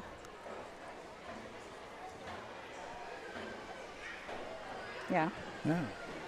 They came all the way up over from the farm and Down by Scioto? Scioto. I know. Winner's circle, the winner of the 9th race, Hometown Colt Stake 3-year-old colt and gelding pace. 3rd division, number 5, Odds On Mad Hatter. And Odds On Racing, both with home Florida. Vernon Morgan Jr., the winning trainer. Kiera Morgan in the sulky. 3-year-old gelding will lather up at the Barton Hanover. Home a winner in 159. Final half, 58 and 2. The final quarter, Sorry, Jen, I keep forgetting you. 28 and 2. 58 and 2. Trophy goes to Sunny by the Seaside, fastest division time, 158 and 4. Sunny by the Seaside, Logan Ebersole gets the trophy blanket, presented by Hagerman Racing Stable. Vernon Morgan Jr., Kiera Morgan, Odds On Mad Hatter, 2 in a row in Ohio. Results are official. Number 1, Shuffle School Legacy, 6. The 2, Lose Boy, 3. The 3, Center Story, 2. The 4, Dragon Mode, 4. The 5, Odds On Mad Hatter, the winner. The 6, Widger Boys, 5. The 7, Cool Augustus, 7. Top down, 6-3-2, 4-1-5, 7 on the bottom. The mile, 159. The quarter, 30 seconds. The half, 1 minute, 3/5. 3/4, 1:30 and 3. The mile, 1:59. No changes in the 10th. Hometown Colt Stake, 3-year-old colt and gelding trot. 5 of you ring. Generation of fans. When Kiera returned the winner's circle, see all the little kids applauding her. Yeah. That just. That was a good little Caitlin, girls that are up here say, I can do that. I can do that. I can do it. Absolutely. It's Kiera Morgan, the Caitlin Clark of harness racing. All right. So we're going to take a short break, and then we'll be back with race number 10, the 3rd division of the 3-year-old colt trotters. Dublin Valley Farms, home of Volstead Sire of 2024 Ohio Horse of the Year Sugar Instead. Also standing at Dublin Valley Farms, Slay, a promising young son of Chapter 7 and Coach K Hanover by world record holder Wallner. Looking for your next winner? Dublin Valley Farms and our clients are offering an exciting lineup of yearlings with current and fashionable pedigrees. Available at public auctions this year. Backed by a team that cares, Dublin Valley Farms, Fredericksburg, Ohio. Make summer memories this year at the Ohio County Fairs. The Ohio Harness Horsemen's Association will be live streaming every race this year, and we want you to be there. Be a part of the excitement with the 2025 Ohio County Fair Racing Passport. Stop by the OHHA broadcast location in the grandstand to pick up your passport and stamp. Get stamps at every fair you attend. Prizes will be awarded to those that attend the most racing programs. Get your passport at the first fair you attend or call the OHHA office at 614-221-3650. Harness Racing, the fastest ride at the fair.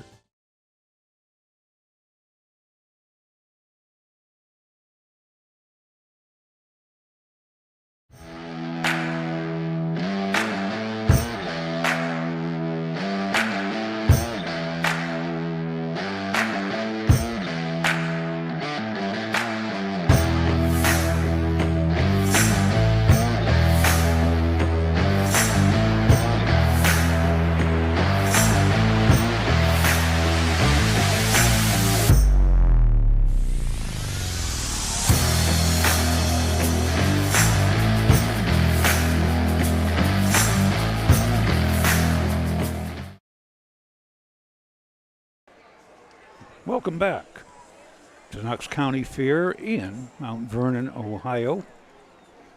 We are at 10. I'm telling you, Susan Schroeder, we're on race 10.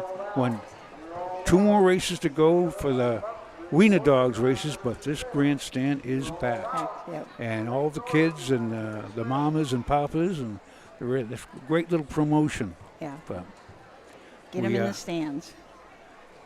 This is the 3-year-old Colts and Geldings, 3rd Division. Purse going for $4,469. We are going to be, are they out in the track already? Yeah. Yep. They all are. Out. Roger wants to announce that he's The got Wiener Dog? 180,000 harness racing, but I think he only has like 5 Wiener Dog races. They are accumulating fast, though, because he likes to do these Wiener Dogs. I mean, he does, if there's eliminations, he'll do 3-4 a night sometimes, so they're going to add up. I wonder if he's, if he must have a separate category, because he does do a lot of different sports. Oh, yeah. And he does a lot of different weird things. I can't think of anything Camel right racing. now, but yeah, Camel racing. Odd racing things, so. If we can, I think some people might like to hang out and see it. They go by fast. Okay, here's the post parade for the Penultimate, the 10th from Mount Vernon. $1,469, trophy by MB Racing Stable. Number 1, Ryan the Lion with Jimmy Smith. The 2, Pink Panther, Justin Height. The 3, Nothing But Cat, John G. Wingard. Number 4, Tom Cruiser, Mark St. Louis Jr. And number 5, Classic Eddie, Daniel Miller in the sulky. Horse will take one score and go to the gate. It's going to be shut out. Wager now. Get them ready for the 11. Ryan the Lion. Jimmy Smith in the sulky. Jimmy Smith owns. Mike Lickert of Canonsburg, Pennsylvania, is the owner of this gelding by Uncle Peter out of a Broadway hall here called Stage Show. No wins and 17 lifetime starts, 0 for 7 this year. Does show trotting in 2 minutes at the Meadows, finishing 5th last week at Carrollton, 2-6-2, and was second. Number 2 is Pink Panther. Justin Height drives and trains for Martin Miller from Middlefield, Ohio. A Marseille gelding out of a Donato Hanover mare. Call me Pinkalicious. Has had 8 starts this year, 2 wins, Fastest of those was 57-3 at Northfield. Also, a few starts back, trotted a mile in 58-2, finishing second at Northfield. Number 3 is Nothing But Cat. It's a 3-year-old gelding by Nothing But Class out of Katwana by Don't You Forget It. John and Amy Wingert of Worcester, Ohio, own John Wingert and John Strains and Drives. Coming off a win at Carrollton, 2-5-1 with the last quarter and 28-3. Has 2 lifetime wins, 8 won this year out of 8. 22,000 on the card. It looks like coming into form. Number 4 is Tom Cruiser, Mark St. Louis Jr. up for trainer-owner Stacy Curry. A long Tom colt out of the Jarnbro mare Lightning Bell. 7 starts on the year, 3 wins. The fastest of those was 56-2. The most recent win was at Bucyrus in 159-2. Already has, with just 18 lifetime starts, already has $37,000. The 5's Classic Eddie. Daniel Miller trains and drives for Riceland Acres LLC of Orville, Ohio. 2 breaks of his 2 starts. Does show a time of 2:14. But there's always room for improvement. That's the field. 1 through 5. Ryan the Lion, Pink Panther, Nothing But Cat, Tom Cruiser, and Classic Eddie. At Bucyrus, Tom Cruiser, an impressive winner from Mark St. Louis. That's like, and currently he's impressively at 2-1. Classic Eddie is the favorite at 3-5. What? No, that's 35. That made me do it at 35-1. 3-5. No, it's 35-1. No. We've got the starter, John Ingram, stopped down here and waved his walkie-talkie up at the judges saying my walkie-talkie is dead, so I think they'll probably have to switch to cell phones. That's a nice thing now if, a lot of the fairs do provide walkie-talkies or whatever you want to call them now with radios, but you can always go to your cell phone if that does fail. See Jimmy Smith on the 1.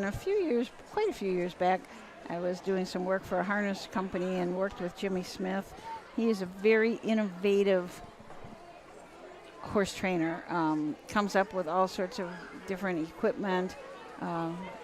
He's almost like an engineer, where he can come up with this stuff and figure out how it's best going to help horses, and has come up with a lot of really innovative products. So good guy in the horse industry, that's for sure. With the equipment, well, of course, relatively recent is, of course, we talk about the Buxton Martingale, who's Dick Buxton, but you go with that piece of leather on the side of the bridle called a Murphy blind, and Tom Murphy, who's a driver trainer, invented that back in the 1910s and 20s. And then the bit, and this bit, it looks like it's a kind of a severe bit. It really isn't. The horse can rest his head, and they use it extensively on the Grand Circuit with the trotters and pacers, called a Crit Davis bit. And that was invented by Crit Davis back in the 1880s. So there was a bit, I think it's still in use now, it's called JIC, and that was named after the famous horse JIC, who was from Wisconsin. Where's Wisconsin now? So it looks like next to Minnesota, isn't it? Horses are headed to the gate, so we're going to turn over to Roger Houston for the call of the 10th.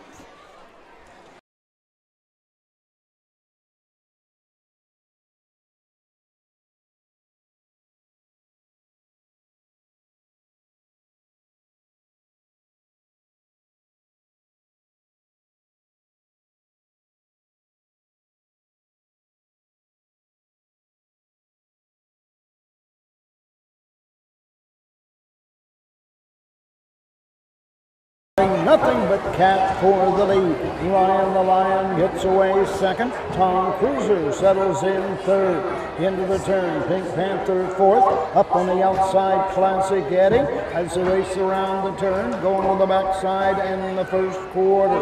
On the move on the outside, Mark St. Louis Jr. and Tom Cruiser now second, going right on after the leader. Nothing but Cat. They battle to the first quarter mark. Racing third, Ryan the Lion. Racing fourth, Classic Eddie. Trailing the field, Pink Panther. Opening quarter, 30 1/5. Midway around the final turn, the battle continues. Up on the outside, Tom Cruiser. On the inside, won't let him go. John Wingard with Nothing But Cat. Coming to the halfway point, Nothing But Cat. Tom Cruiser on the outside. Third is Ryan the Lion. Fourth is Classic Eddie, and trailing Pink Panther. The half, 1 minute, 29 4, second panel. The end of the turn, it's Nothing But Cat with the lead by a neck. The outside, Tom Cruiser going the long mile second. Ryan the Lion getting the trip third. Racing fourth, Classic Eddie. Trailing the field, Pink Panther. Down the backside they go. Getting to the top, it's Tom Cruiser, but he hasn't cleared as yet. Nothing But Cat is there second at the 3/4, 1:31. Midway around the final turn, Tom Cruiser with the lead. Nothing But Cat is second. Ryan the Lion comes to the outside third with 1/8 of a mile to go. Tom Cruiser brings him into the stretch. Ryan the Lion closing on the outside. Inside, Nothing But Cat through the lane. On top, it's Tom Cruiser and Mark St. Louis Jr. On the outside, second, Ryan the Lion. Home third, Nothing But Cat. The mile, 2:02, 1/5.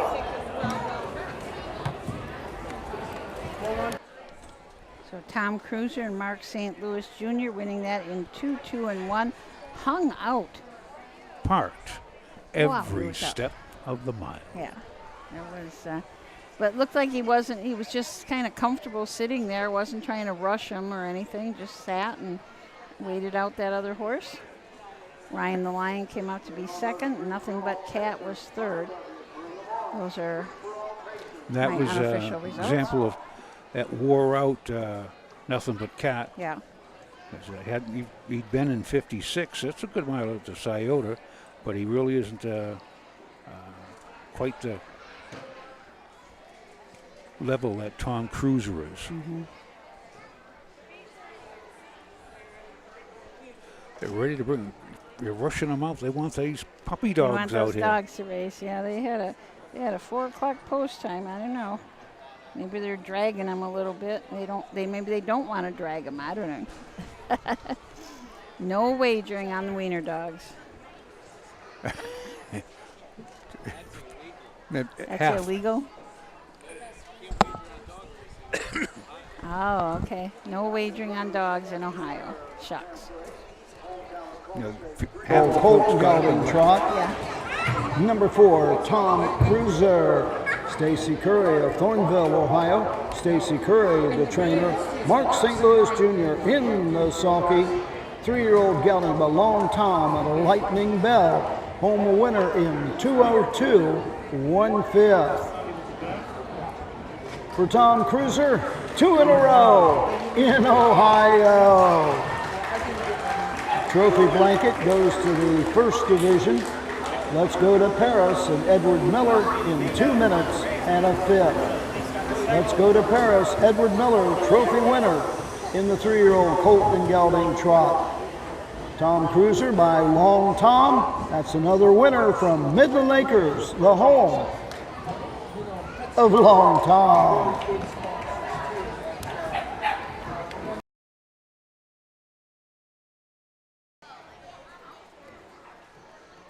So we're going to get the rundown from that 10th race. Right. Number 1, Ryan the Lion. 2, the 2, Pink Panther. 5, the 3, Nothing But Cat. 3, the 4, Tom Cruiser, the winner.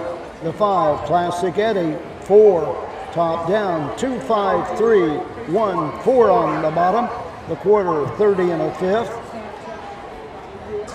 The half, 1 minute. 3/4, 1:31. The mile, 2:02, 1/5. 11th and final race, the 5, Rain Rock. Make the driver Ammon Hirschberger. Ammon Hirschberger drives the 5, Rain Rock. Free-for-all pacers, 5 of you. Bring them on. Race 11. Bring them out. 5 of you for the... So 10 races in the books, 11th up to come. I just want to wish Frank Fraz a happy birthday. Today is his birthday, and I think in honor of Frank, we'll just go looking for good fair food tonight and report that back to you guys because Frank Fraz is all about the fair food. So the 11th race is coming up. I think they're going to get that one out pretty quickly. We've got 5 in it, so let's take a short break, and then we'll be back with race 11. In Ohio, Hickory Lane Farm has the stallions you are looking for, like What the Hill, Uncle Peter, and In Range, as well as Branded by Lindy, Jug Winner Luz Pearlman, Racing Hill, and Guardian Angel Oz. Hickory Lane will offer a host of Ohio sired yearlings this fall, including 6 by In Range, 5 by Uncle Peter, 4 by Guardian Angel Oz, and 1 by What the Hill. Find out more at hickorylanefarm.com.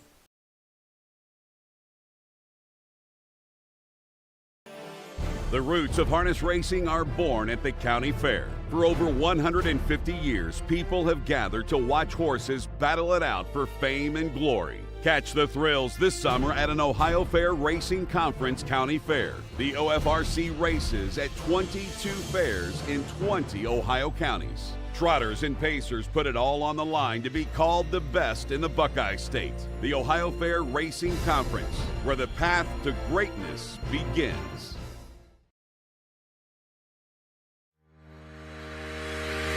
Own a little and love it a lot. TheStable.ca is an award-winning fractional ownership operation. Buy as little as 1% of a racehorse and experience 100% of the thrill. TheStable.ca makes ownership easy, accessible, and affordable. Communication and customer service are at the heart of everything we do. Get started at TheStable.ca.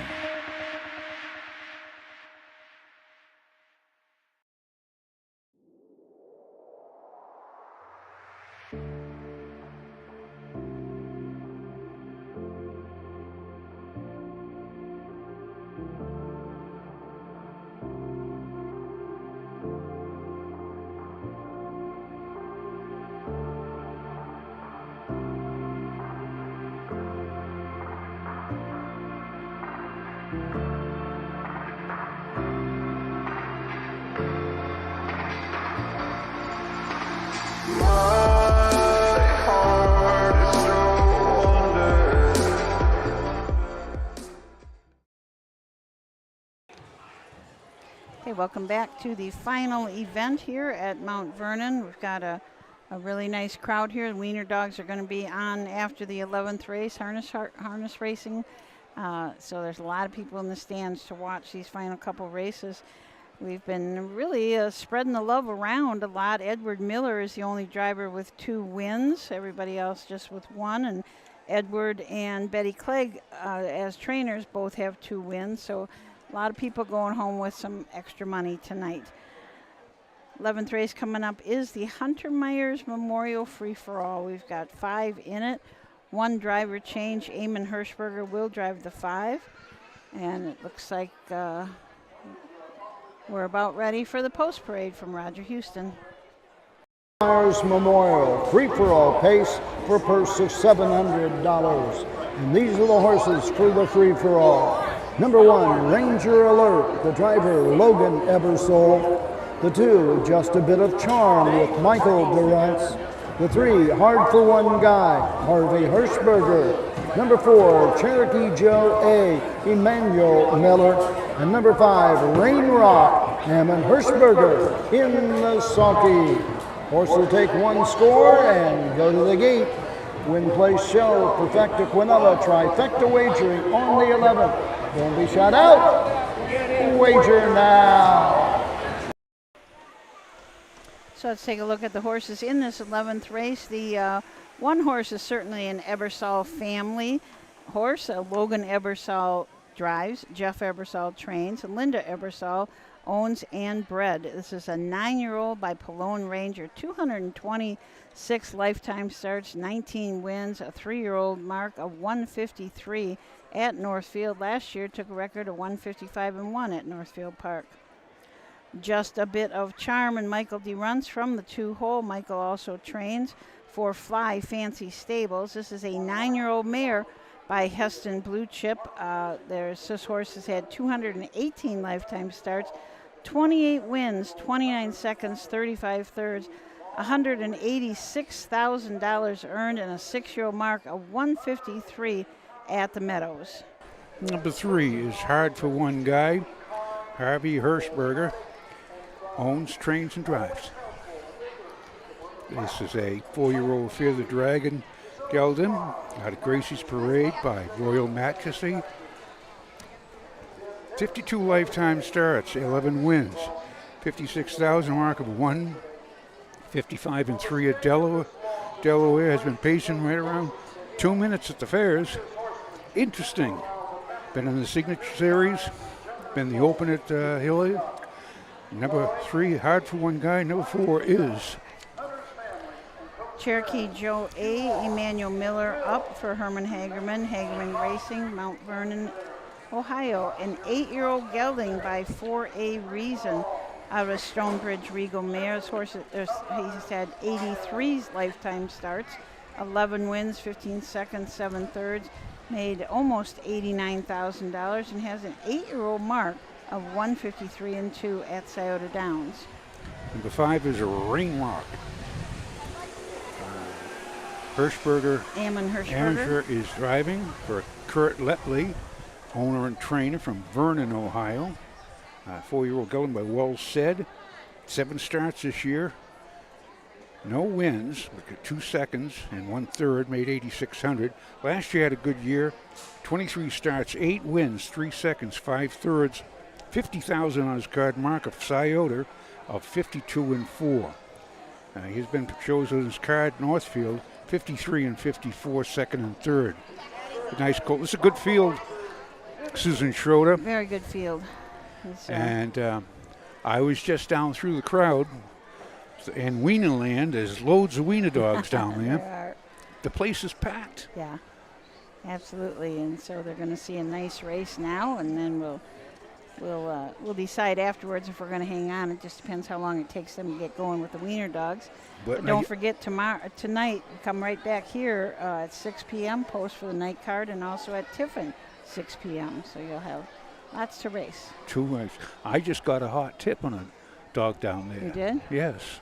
His nose is hot. That means he's got a fever.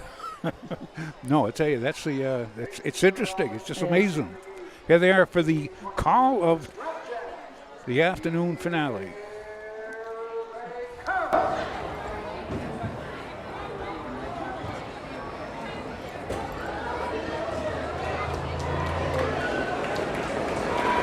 They're off and pacing. That's Ranger Alert going for the lead. Racing up on the outside second as they race into the turn. Cherokee Joe A. Racing third, Just a Bit of Charm. Fourth on the outside, Hard for One Guy on the inside. On the outside, Rain Rock. Down the backside, Ammon Hirschberger, Rain Rock, now third, now second, and going right on to grab the racetrack. At the quarter, it's Rain Rock, opens up by a length and 3/4. Opening quarter, 29-1. Around the final turn, Ranger Alert is there second. Racing third, Cherokee Joe A. Racing fourth, Just a Bit of Charm. Into the lane first time, coming to the halfway point. Trailing the field, but coming to the outside is Hard for One Guy. Now fifth, now fourth, moving up on the leaders at the halfway point. Rain Rock reaches the half, 59 flat. 29-4, second panel. On to the backside they go. It's Rain Rock with the lead. Ranger Alert is there second. On the outside, Hard for One Guy third. Racing fourth, Cherokee Joe A. Trailing the field, Just a Bit of Charm. Down the backside to the three-quarter station. The leader, it's Hammond Hirschberger with Rain Rock at the three-quarter mark. Ranger Alert right there, second, ready to challenge. 3/4, 1:29.1. Midway around the final turn. Cherokee Joe A is fourth. Hard for One Guy on the outside. And trailing the field, Just a Bit of Charm. Less than an eighth to go. Rain Rock with the lead. Ranger Alert closing on the outside. Ranger Alert on the outside, inching away. Ranger Alert. Rain Rock. Cherokee Joe A. The mile, 1:59, 1/5. That mile in 1:59.1. That makes it our third fastest of the day. The 2-year-old colt pacers went in 58.4 and 59 flat. So nice mile out here. And that is Ranger Alert's first win of the year in 14 starts. As we said, this was a Ebersol family horse. Logan drives, Jeff trains, and Linda owns and bred. So this horse is family kind of horse, probably been around a long time. If she bred him, she's had him all his life. He's 9 years old now and still racing pretty good. And has picked up just about $170,000 from him. Yeah. Now that is a nice pet. That is not, yeah, absolutely. I wish I had one of those pets. Unfortunately, I don't. So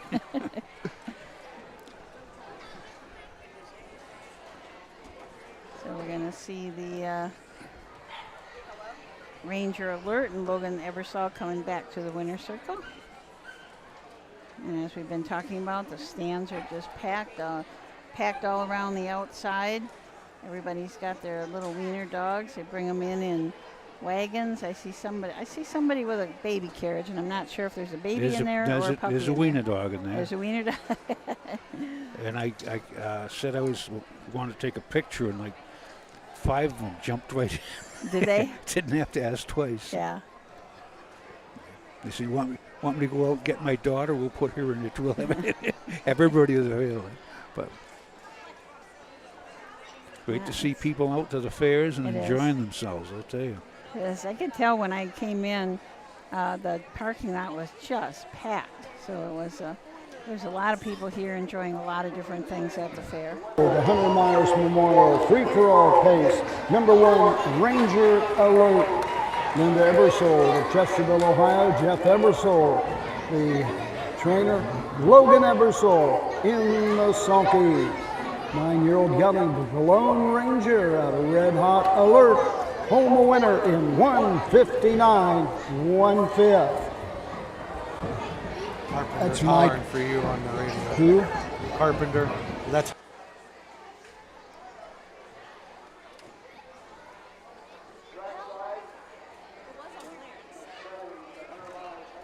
Mom and Dad, Kelly and Mike Miles. 100 Miles Memorial free-for-all pace. Ranger Alert. And we want to thank Mike and Kelly for attending this afternoon for the 100 Myers Memorial here at the Knox County Fair.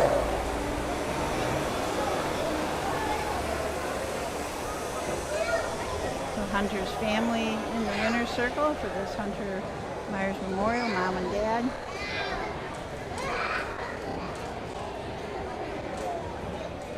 It was very touching to see how many tracks and organizations got into support, offer their support for Hunter Myers. Very touching.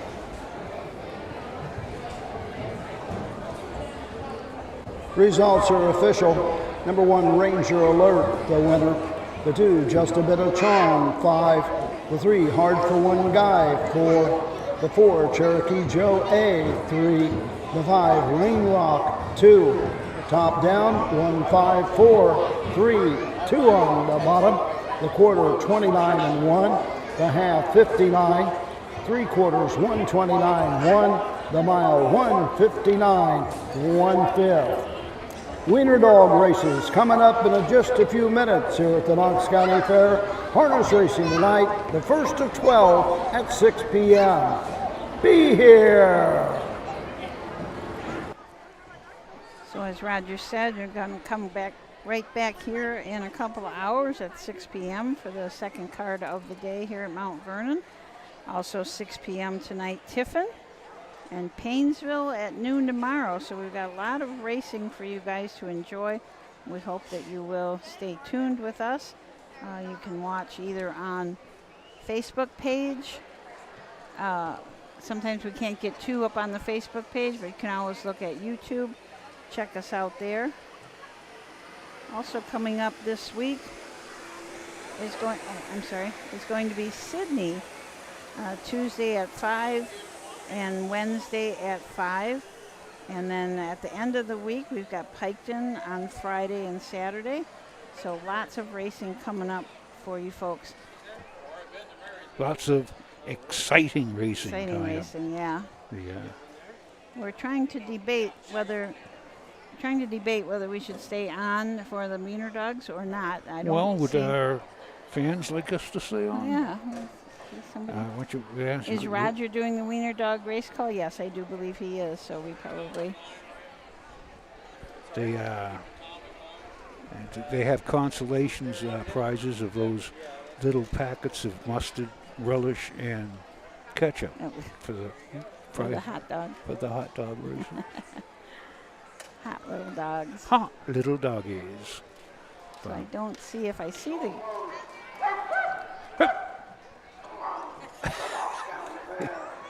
The heat has gotten to Roger. Roger is barking into the. He's howling at the moon. I don't see the starting gate out yet. I'm sure that will be coming out in just a moment. Well, they're all down here on the left. Couple of the. Did you see the starting gate down there? They have the little Wiener Dog starting gate. No, I didn't. I could have missed it because I'm not familiar with the Wiener Dog starting gate. You have not seen the starting gate? I've seen it. It looks like the like one of the Greyhound starting gates. Yep, something like that. You're getting a picture of those puppies. Oh, that's a cute puppy, Chris. It's funny how the Wiener Dogs come in so many different colors, sizes, shapes, hair. Some of them have really short hair. Some of them have really long some hair. look like Springer Spaniels. Some look like wolfhounds. It's just amazing. Yeah. A wolfhound, a very little small wolfhound. They've got to fit in the gate. I know at Circleville they had. They had the Wiener Dogs, and then they had Wanna Be a Wiener. So as long as you could fit in the gate, you could race. So even if you weren't a real Wiener Dog, that you could still race.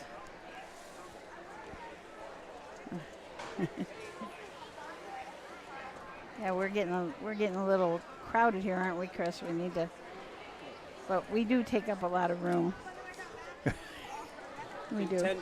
Speak for yourself, yeah. please. Please, you will bear us. We don't want somebody tripping over all these wires and my crashing feet down. Or sitting on the bench that I have my tripod on. Yeah, and that does happen, doesn't it? Sometimes somebody will just come down and sit right there. But and they tend to plop. Yeah. I'm going to start. Wiener, Wiener, Wiener. Start the chant. Wiener. I think it'll be.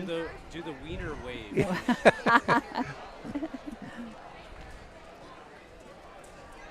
Certainly had a lot of nice races today. Hope you guys enjoyed them. Fastest time. What was the fastest time? 58 and 4. Yeah, that was the first race. Said as. Come last half, 57 and 4.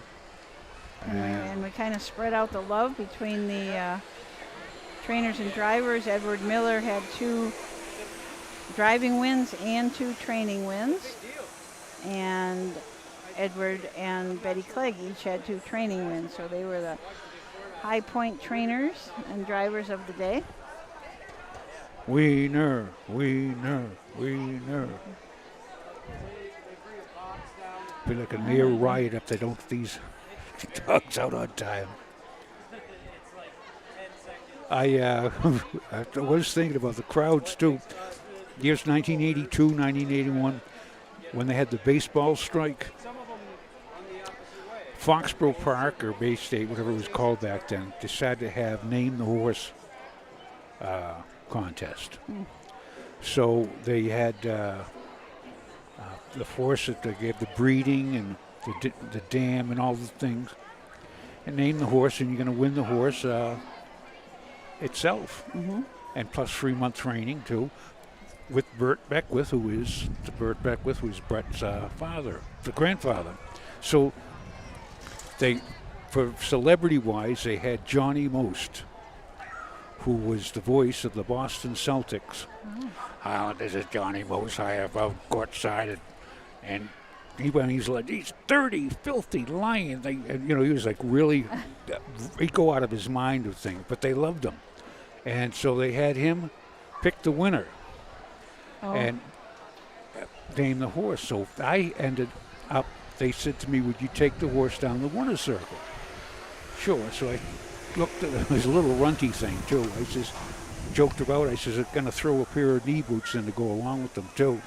But so he gets down there and he goes, Johnny, this is Johnny Most high above trackside, and we're here.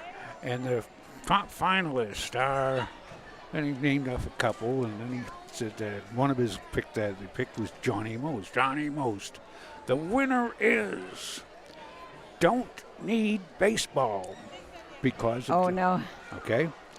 And the crowd went, I mean, they growled and they roared, and the colt spun around. Johnny looked at me nervously. I says, bad choice, John. Oh, my gosh. But they were ready to lynch him. Because they put all this time in, and they went all the reading. But that was a funny thing. But Johnny Most and I above trackside. So this crowd might get vicious. That's what I'm talking. They might get it. You don't never know. You have not checked in. They are waiting for dogs to check in. I guess they've got a real system over here. I see over to the left of our grandstand. Looking for Piper, Tucker, Lefty. Here we go. Call to post. Looking for the dogs' names. Where's our cameraman now? I don't know. He's got to be back because they go by so fast. He's got to make sure that well, he it was can a good keep thing that though. up. They're only when we did the bouncing ponies, and they of course we only did the stretch of about 40 feet. Yeah. And the kids would ask me, how far do we have to go? I says, well, you start here, and you got to go around. I pointed out a quarter of a mile from. Oh, gosh. And the look in their faces like, oh, no. Yeah. But those are tough, the bouncing ponies. They are tough. And a lot of times Bill Peters up in that northwestern area will have stick horse races for kids. And there'll be quite a few kids doing it. They have them in heats because there's usually so many, the bigger ones and the smaller ones. And we had one kid that he kept going. He ran the whole half a mile. Yeah, some of them did. None of us could catch him, so. Now, we'll to Oak Harbor, there was little Nadja, and I probably mentioned this before, but was amazing. So she was so shy and didn't want to this. And I said, well, go ahead and try it. So she wanted to try the bouncing pony. And I says, well, I think you're too little for that. Which you had to be, I was tough for me for my legs to reach. No, she said, I want to try it. Well, she went out there, and she won all 3 heats. Oh, my gosh. And the sweat was just dripping off her. She looked at me and went, too little, huh? Oh, gosh.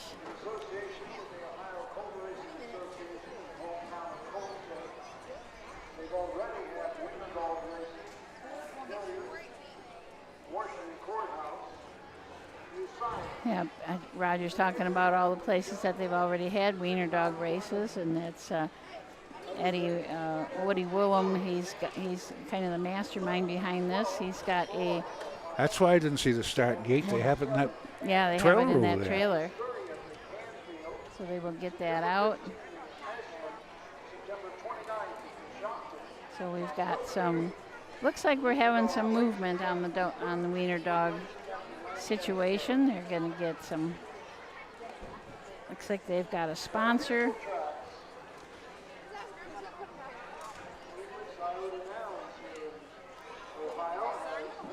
Talking about how this is not only at the fairs but also at the pari-mutuel races.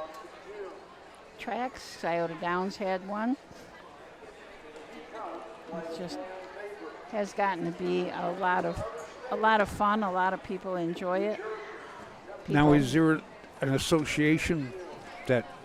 There is. Woody started that association, and I don't. Do you have your house guide? I do not have my house guide. I think it's in something is in there about the Huff's Guide. Sometimes they wear little saddle pads, not always, but sometimes they do. I think there's.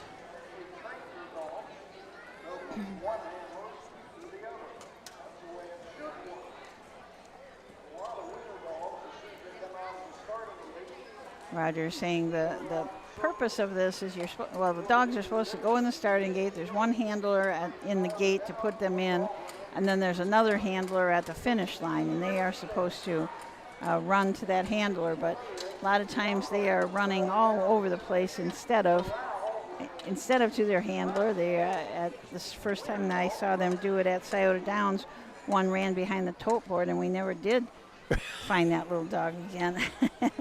Poor little dog. Yeah. I thought that there was a wiener dog racing circuit. Look at that nice, colorful. Isn't that nice? Oh, I got to show that.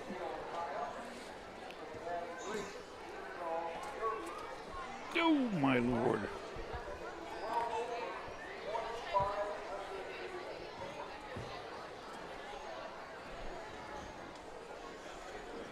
See if I can get this for you.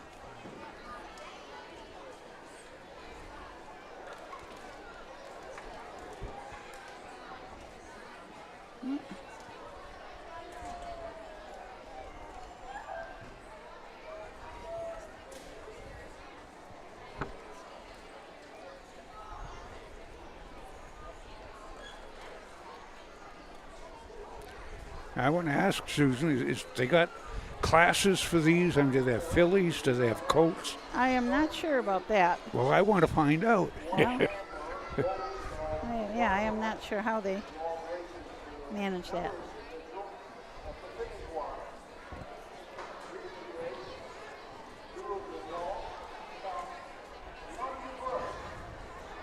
I guess they're not going to do a picture because they blocked the photo finish line. Oh, yes, they did. And they're a little too close. Yeah. They must be going to go down. Usually they start a little further back, so they're starting really close to the official finish line of the races. They must just be going down a little bit. It is a pretty fancy little starting gate, the Canfield Fair. Woody Willem takes it all around, all to all the different fairs. Is he related to Alan Willem? I don't think so. You're Huff's Guide, sorry. Huff's Guide. Huff's Guide. Huff's. Yeah.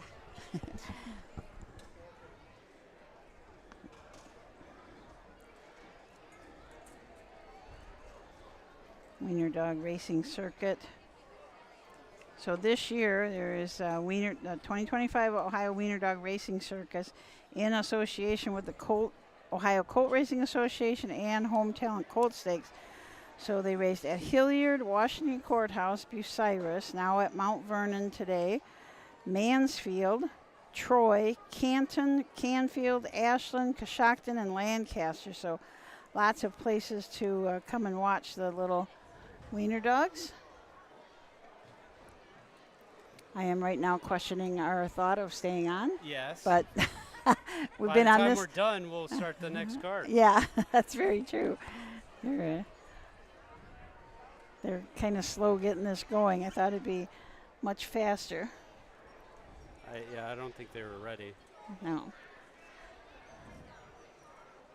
But those of you who stuck with us must really want to watch these wiener Yes. dogs. They go by in a flash, so. Let's see how many viewers we Yeah, still how have. many we still have watching. 35 on Facebook. All right. And 75 on YouTube. Wow. How many of the wiener dogs are on Lasix? Oh. Was a question. I would say none. I would say that too.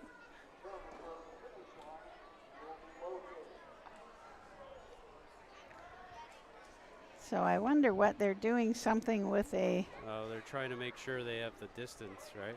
Oh, okay.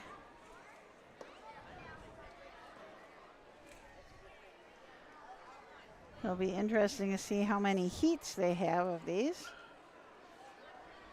If that's the way they are going to do it. One? I sometimes, yeah, I'm afraid so, Chris. They've got a lot of trophies out there. Can you zoom in on those trophies? Oh, yeah. There's no way. There's a lot of dogs. There are a lot of dogs, yeah. There really are a lot here. We could just set it up and leave. I wonder if they're expecting the wiener dogs to stay in that lane.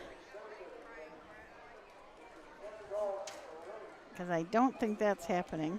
I think he said 10 dogs in a race. Finish line. Yeah. Other dogs find something else to do but race.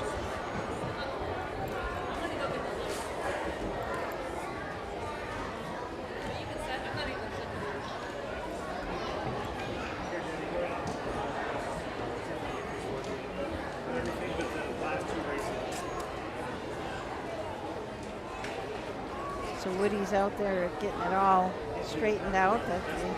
This must be the spot they have to stay inside the track. And there's the finish line. That looks like a really short race. Oh, it's very. Yeah. You've seen it. I've seen them, but I thought that they ran a little bit longer than this. Looks like the sun's setting over this way. I think.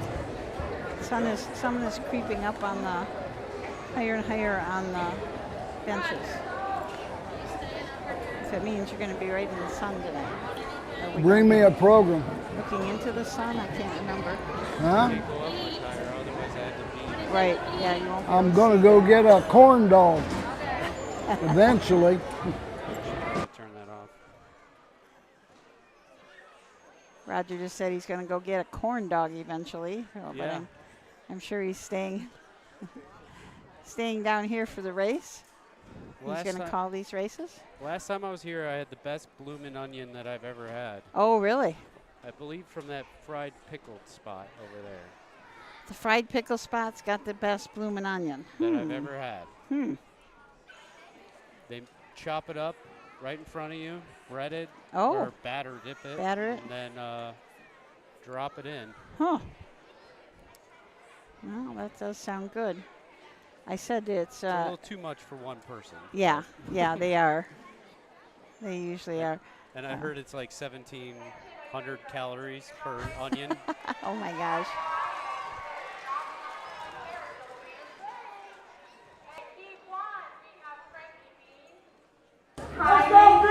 Hopper, Arby, Stella, and Maggie, come on down.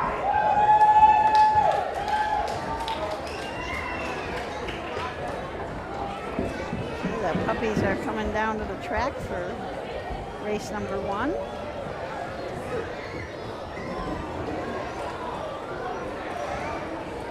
Most of them being carried so they don't get their little legs tired. You must imagine some of these dogs have never been put in a starting gate. So how the dog reacts to the starting gate may be a major factor.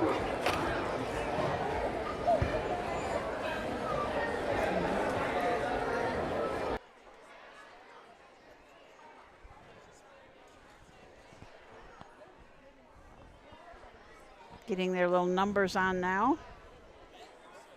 Have little tiny saddle pads that they put on.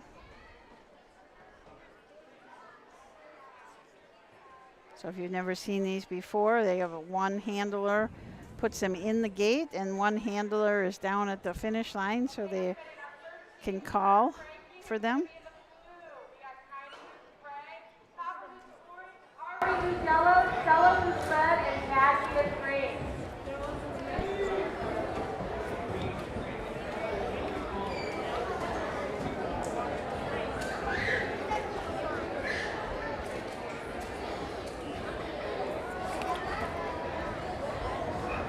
P2, while they're getting ready, let's go on deck. P2 is going to be Wally, Trotter, Milo, Dash, Pansy May, and Sully.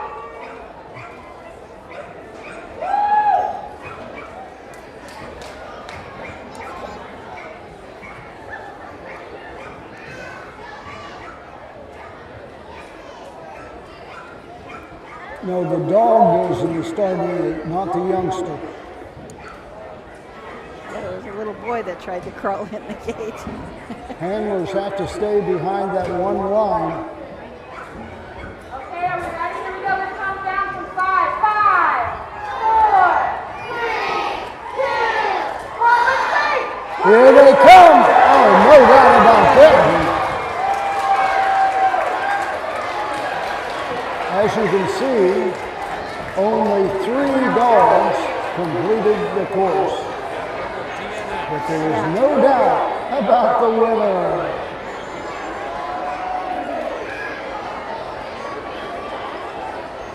Hey, everybody, come over here.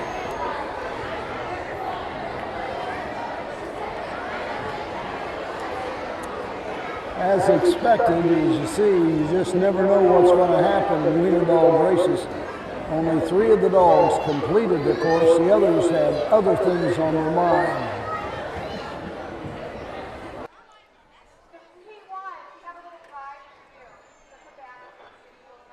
Oh, we get the second heat in.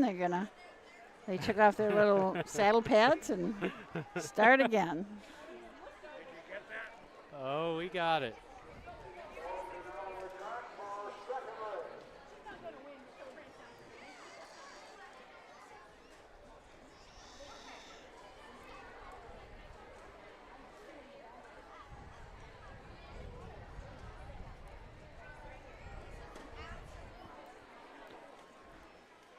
What'd you learn down in the paddock there, Tom Pye? Give us a first-hand report.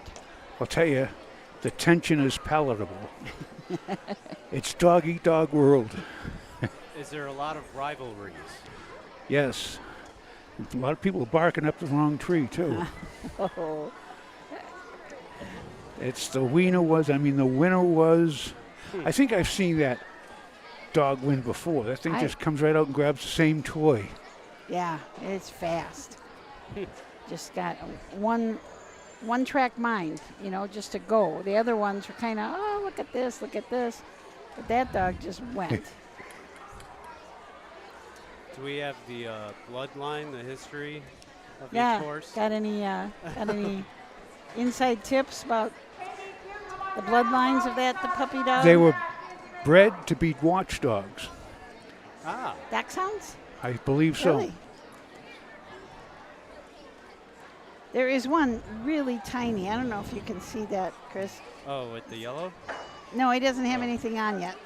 Oh, yeah, look at that's a Chihuahua watchdog. His little number is never going to fit on him. He's going to trip over it. Do they have a draw for their numbers? I don't know. So they test them after the race. Yeah. We already had somebody ask how many were on Lasix.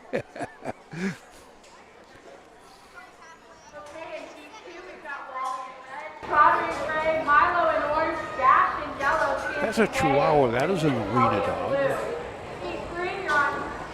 It's like throwing in a quarter horse in with the standard bred. You can't do that.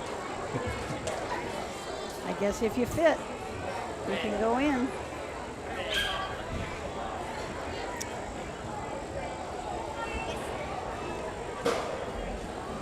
Starting gate is being loaded.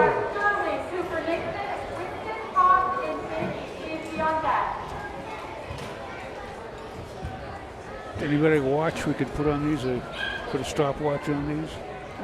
You don't even have time to click it. Right. What, 3-second race? Yeah. Right, let's count down from 5 and we start. 5, 4, 3, 2, 1, race! Oh, it's close. But the Gray wins.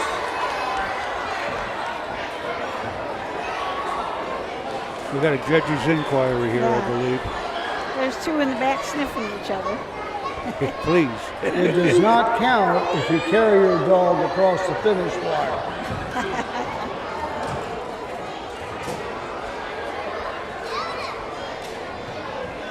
You always bet on the gray. What did you say, bet on the red? Only 7 more heats. Yeah.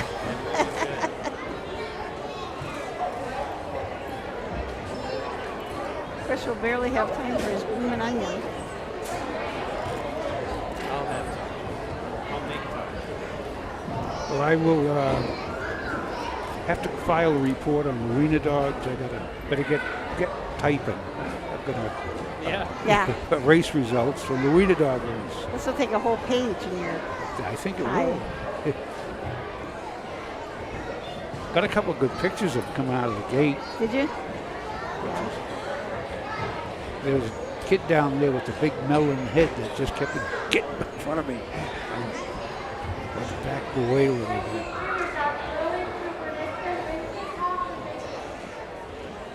Team 4 be on deck with Gracie, Oakley, Bailey, Bronco, and Frank Maleka. I wonder how much training goes into this. You know, you think they've been working on it since last September? Yeah. Training them down. Yeah. A little faster each Well, they got to get them used to chasing after the toy, you know. Yeah. I'm sensing a Rocky montage of all the things that they go through. Yeah. And they're running up the steps. Right. Dragging things. Dun, dun, dun, dun, dun, dun, dun, dun, dun.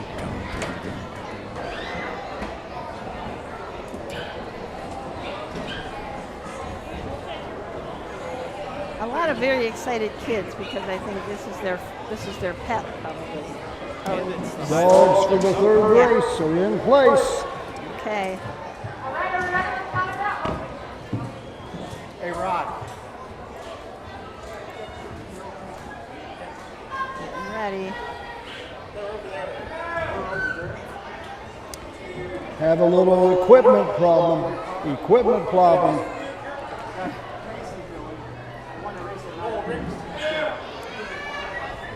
We're in the gate. All right, ready, count down from 5, 5, 4, 3, 2, 1. Oh, no doubt about this. Only one dog completed the course.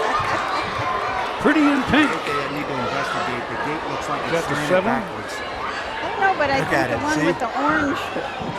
Oh, he's got his toy. I need to investigate. The gate's slanted. Somebody just said the gate was slanted, so.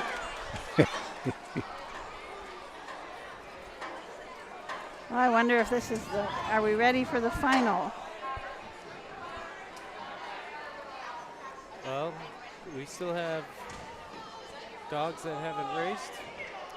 Looks like there's a few. I don't know if those are previous or.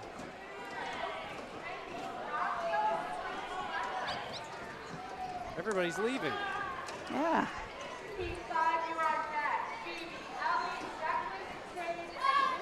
Was second of the entire year.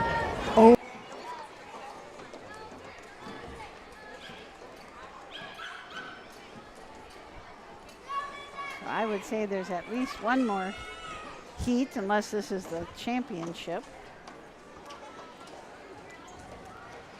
I think wearing the orange jersey is the key.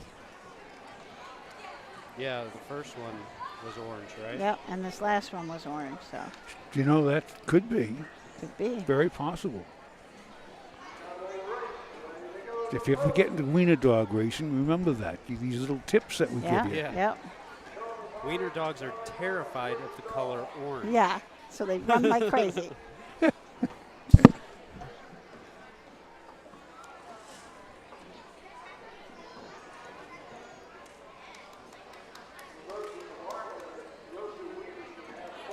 In this race. Oh, have Bolt in this race. That would be. Bolt would never fit in there. How long have you been calling racehorse races? How long have you been calling?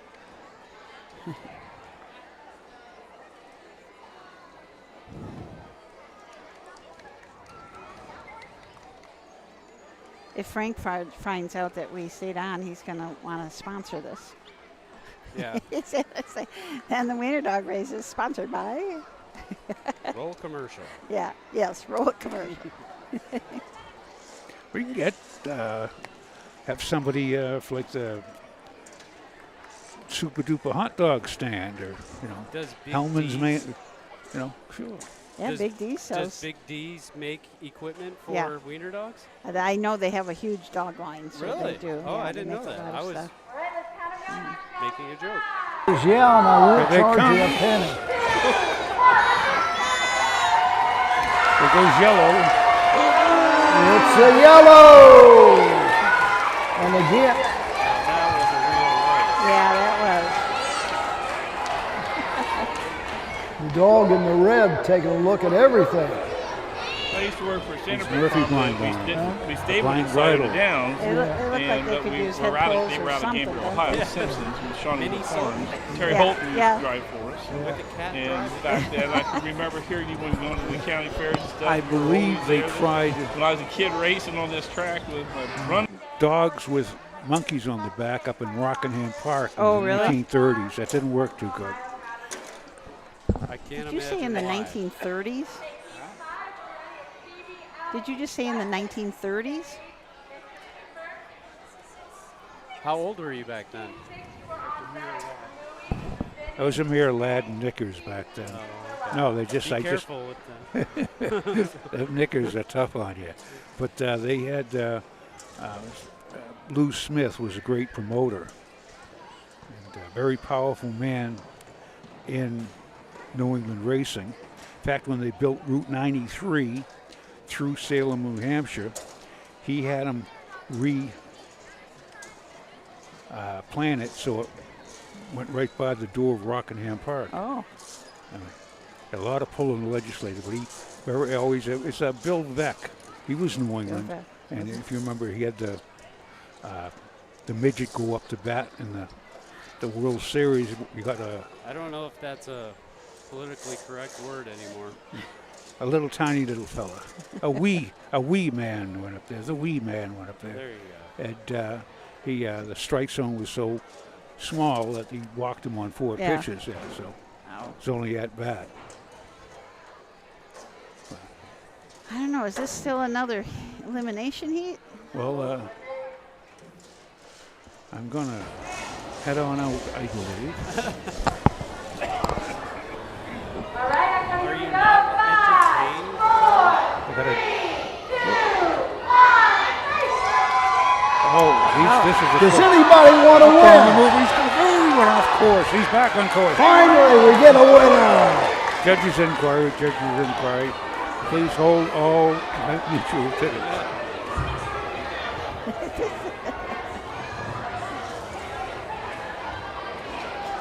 If one stays on course without going off, oh, they both go off course. Oh my goodness!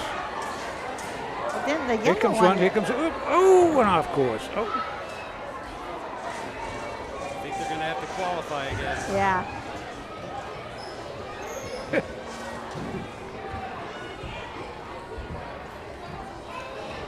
We've received a message from Nick and Betty Clay. They will have a dog in the wiener dog race next year at Mount Vernon. Kiera Morgan had one in at, what was it? She raced her horse and she came down in her colors and had her wiener dog racing. Okay, final heat for the championship. We're looking for Louie, Jenny, Kay, Cece, and Willow. got all little trophies and all that. I know. They really do that pretty big.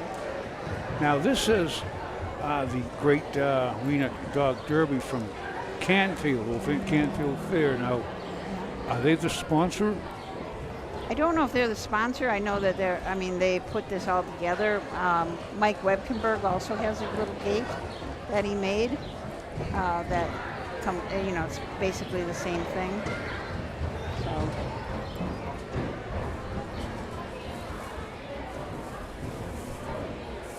And I believe the Great Canfield Fair is the oldest fair in Ohio, I believe. I've said that before, I've been corrected before, but I don't remember.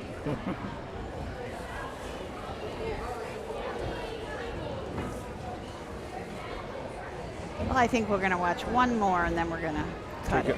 Take a break. Yeah. But we could cut the champion. Well, okay.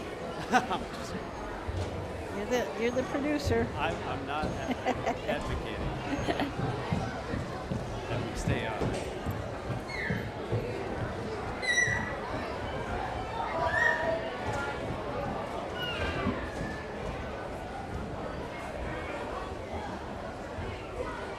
Yeah, it's already 4:45. We'll be back here. They're going to have to start warming up pretty soon for tonight's card. It's just 4:45? Yeah.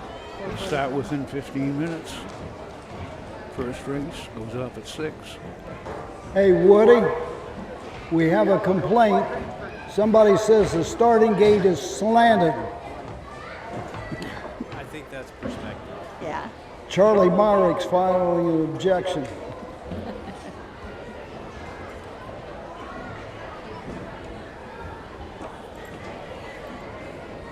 Well, once their dog races, they head on out, taking their puppies back home, I guess, to rest.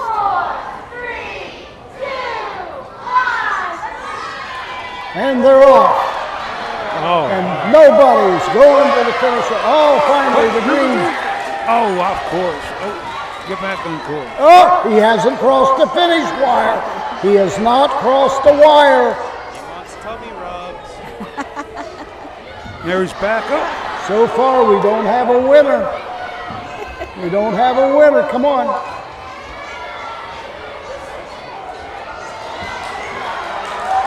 Oh, we finally get a winner. That was the slowest world's class so far. record. Very slow. The longest wiener dog race in history. 33 seconds. Oh, 33 seconds. They should do these in time bars. So all the fast ones are together, and then the ones that don't want to leave the gate are all together. That'd be good if you got like 6 or 7 that are just as fast. Yeah. Right? And make it a longer stretch. Right? Right now, I think most of them just don't get it. You don't know. Now, do they advertise in local papers for this, or? I don't know what they did here.